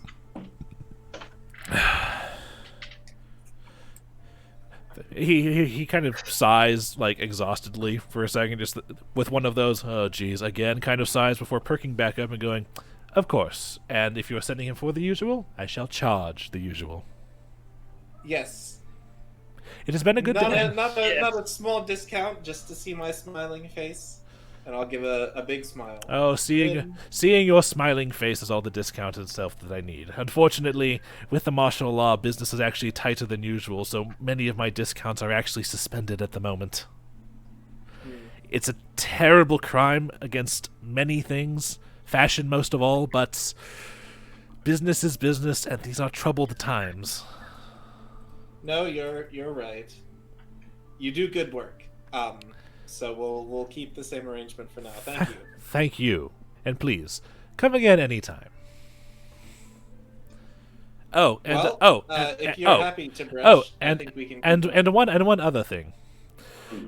If you ever need stains such as that removed, I believe I can point you in the right direction. I have a small thing here that might be able to help get those stains out for an additional 1 silver. Yeah, at some point I'd like to get back in my monk garb. So yeah, give me some stain remover. I'll toss it. Sure? Oh,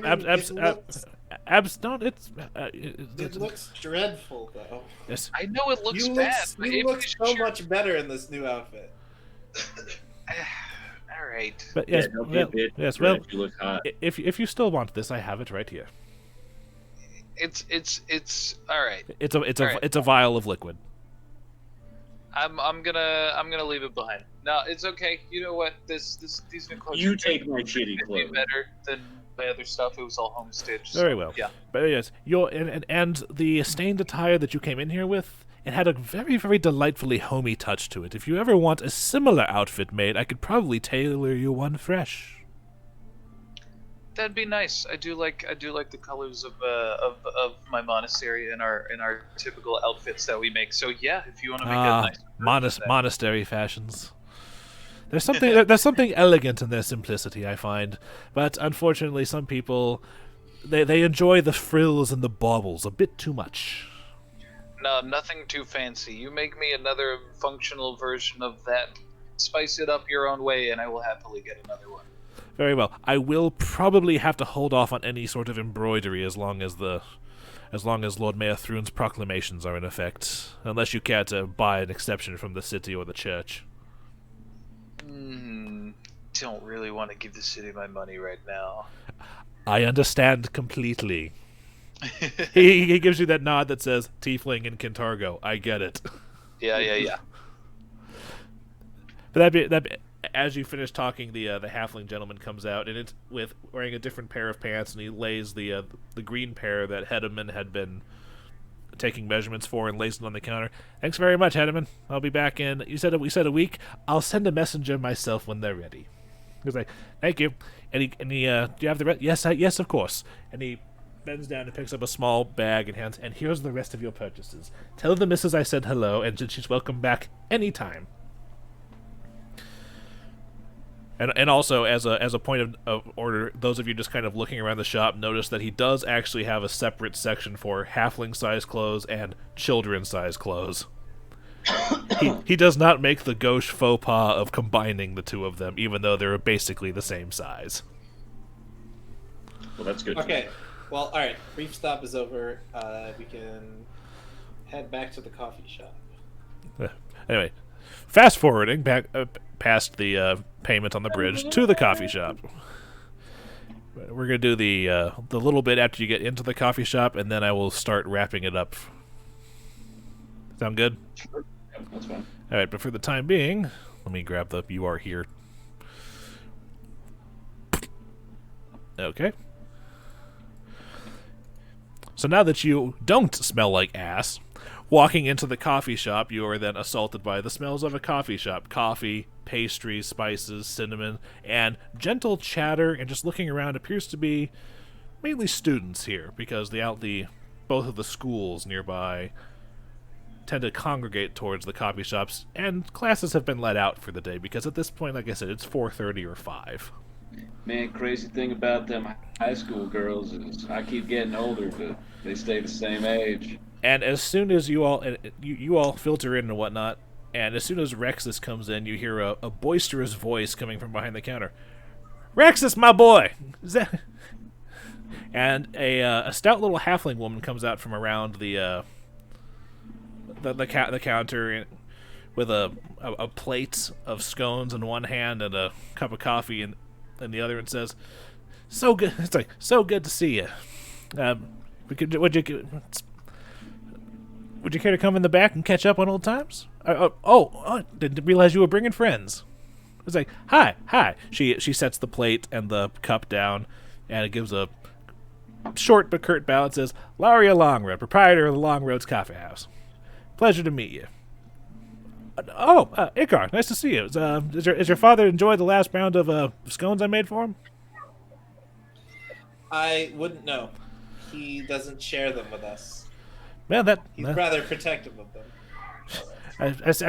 I seem to remember another father had a similar predilection towards peanuts, but oh well. Guys, all of you, come on in. Let's go catch up. Sally, mind the counter. I got some talking to do. And she ushers you all into the back office. Shuffle. I would like to order. I would like to order a coffee. Oh, it's like so, you know what? I'll make sure that we all get around. Sally, coffees for everyone back here in the office for our talk. And the other halfling says, yes. Well, getting right on it, Laria. It's like, thank you.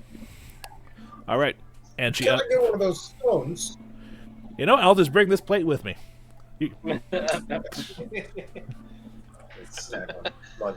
right. Very sad table out there waiting on some scones.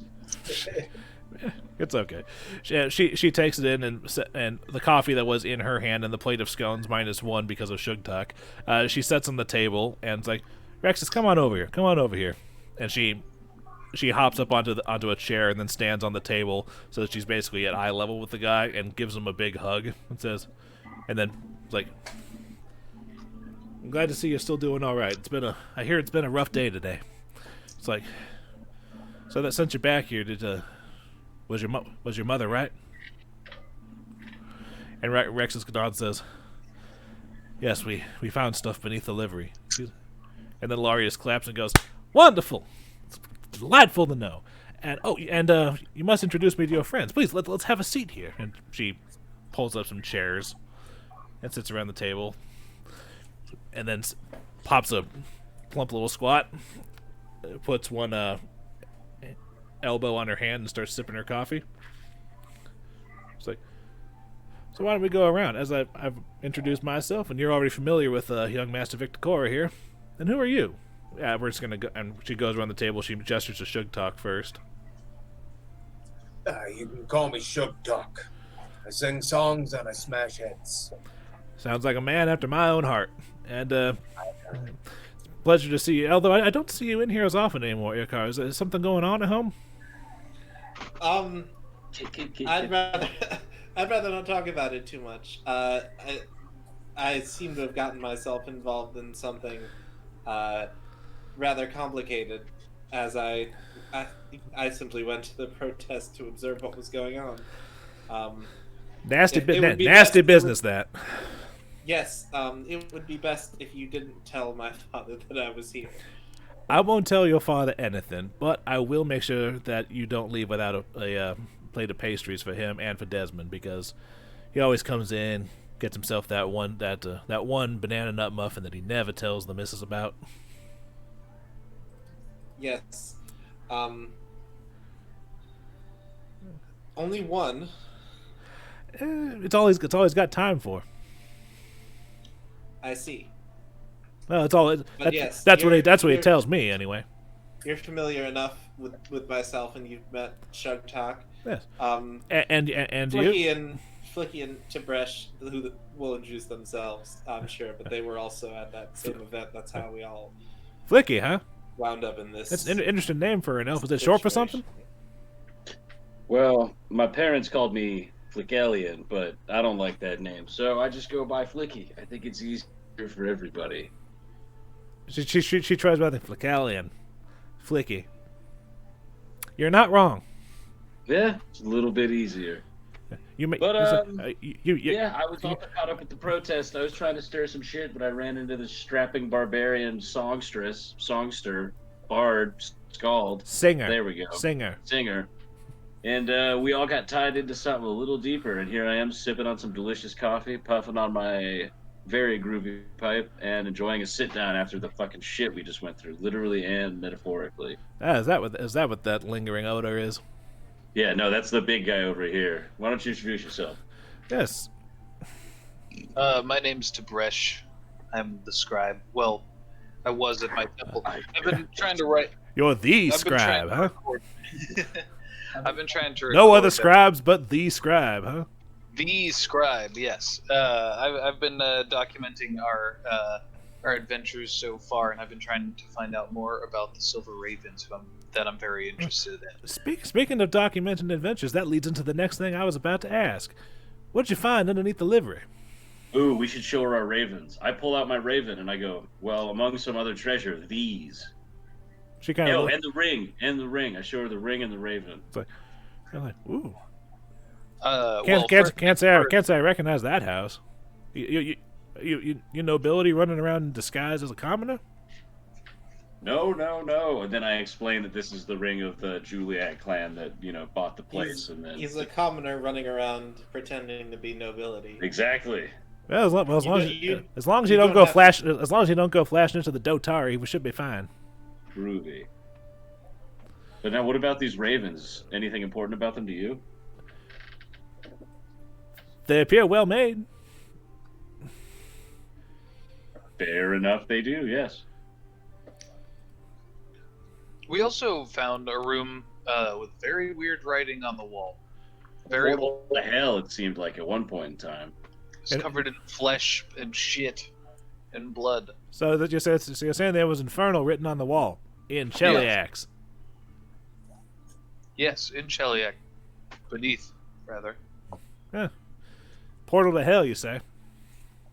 That's what it seemed like. It didn't seem active anymore, though. Well, that's a small comfort these days, because it appears to be that hell's running around on the surface right now. Dressed in fancy breastplate and that called himself Barzillai. Barzillai. Hate that guy. Oh, also, by the way, if you want to know what Laria looks like, she's the halfling on the cover of your player's guide. Okay. That's very fun. Yeah. She takes another sip of her coffee and takes it in. It's like, so all y'all were at the protest. Yes, indeed. Out of curiosity, what set it off? It was a protest, but it ended up being a riot. What happened? That son of a bitch Barzillai. Well, I guess that part. He made a new proclamation. She slams the coffee down. Another one. What's it? Now what? And I don't remember what it was. He just said he was going to kill us all. No, he did make a new proclamation. I just don't remember. You know what? If you don't remember if y'all don't remember the details, I'm sure you don't need to tell me right now. I'm sure the town criers will be all up about it in the morning. Anyway, someone flung something rather stinky at him, and he... But a copy of his own proclamations? I laugh and I go, it was poop! It was poop! That's that's better than he deserves. But if you'd like to know what really caused the riots, it was the red armbands in the crowd. It seems like they were planning it to be a riot from the very beginning. Fucking citizen group thugs. They gave us a little bit of trouble, actually. I can tell. I mean, just looking at all of you, you all look like you've been through hell. Because it's only been a few hours, right? Yeah, I heard the protest was supposed to start around 9 this morning. I got the coffee house to run, so I couldn't make it myself, and it looks like I'm happy I didn't go. Been a long day. I lost track of time. Besides Thrunes from Heartland, Cheliax, and they're not exactly, friendly towards halflings that ain't slaves. The kind of shit eaters a lot of the Thrune. Yeah, well, the halfling slave thing is partially one of the things that I do also. She takes a sip. Because I help run the Bellflower network out of this place. Wait, you sell slaves?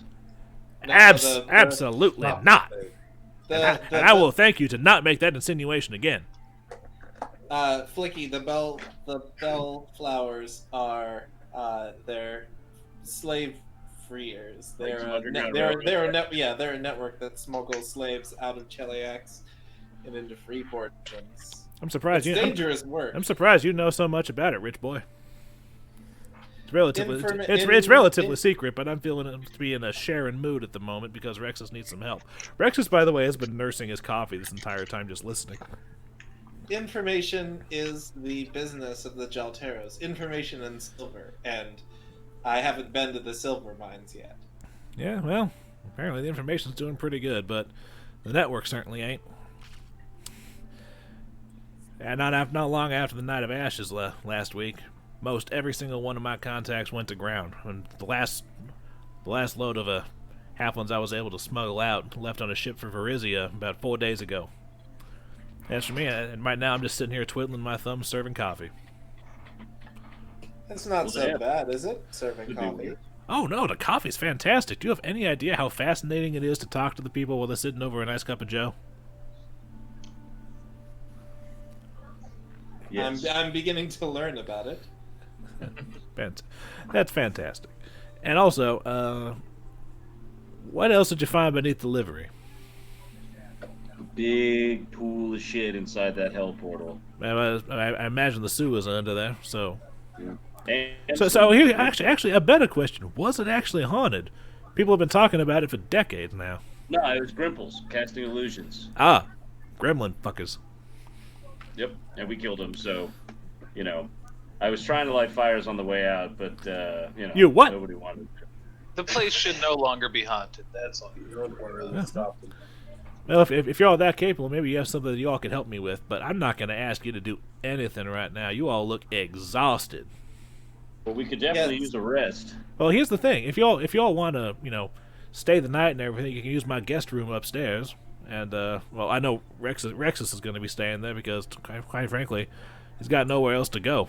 And Rexus kind of nods, and he has actually started kind of fiddling with the, looking at the lock on the iron coffer, but at the moment he's just kind of haphazardly paying attention to your conversation. Well, I appreciate the offer, but I'll probably head home. Oh, I understand. I didn't expect you, Icar, to take me up on my proposal. Yes. Your father's going to be very, very concerned if you're not back after all day being out. You know how protective he is of a family. Would you like to meet us here again tomorrow? Oh, yeah, sure. Do you know what? Just go upstairs, rest up, and in the morning we can discuss something over some fresh muffins, maybe some danishes, and the freshest coffee that I can brew. Oh, cut it out! I am game. All right, and you know what? Since you're helping Rexus out, and he's such a dear to me, and I'm a friend of his mother. God, I hope she's all right. You all can stay here, free of charge. Hey.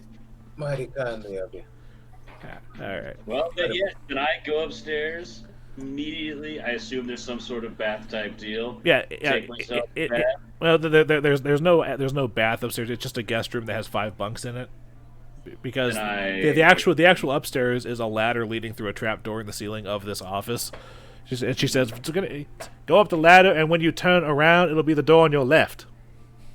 Groovy. I prestidigitate the gunk off my balls and gooch from a hard day's walking and fighting. So you de-cheddar yourself. Yeah, I de-cheddar myself, and then I'm about to pass out in one of these bunks. Unless we're all going to stay up and talk about our adventures for the day. Well, if you guys want to do that, you can. But I am going to. At this point, I am officially calling the session. We're not doing anything else. But if you guys want to have some character talk while I'm busy pulling up the experience stats and everything, be my guest. So I have. Sorry, go ahead. No, you go. I was just gonna say some stupid bullshit. Well, I was gonna ask Tib'resh. You're very interested in the Silver Ravens. Did they have anything to do with your monastic studies? They did not, but the things that the ideas that they followed do. Actively fomenting rebellion in a city run by Hell Knights? Well, it just seems sort of a disconnect. I mean, not to say you're unwelcome in the city, but you do seem You do seem a bit new to everything here in the sort of more urban life. Wow, that also came out pretty badly. I'm trying. It's been a long day. Fair enough. I am relatively new to the city. I'm generally pretty nomadic. I just settled here because of the some rumors I've heard about the ravens, and I wanted to dig into it more. Well, we're happy to have you, and I'm certainly happy to have you around. I think I would probably have a broken arm or leg today if it weren't for all of your help. I really should learn to pick my fights a little bit more carefully. Hey, but we were all there to help each other out. Now, Icar, we were talking about the ravens, and you said we are happy to have you. I'm sorry, I'm not following. I must be reading too much into it. I'm sure it's nothing. You don't happen to have connections within the organization that could help us, do you? No. For one, the Ravens haven't been active since I've been old enough to really care about the city. And two, no. I mean, as a house of information, I've heard the name tossed around the Flickie estate once or twice, but it's not really our business. It's not the family's business. I just felt like it was important for me to be there today to do something about it. And it's extremely boring to sit in the house and study all day. I'm sure.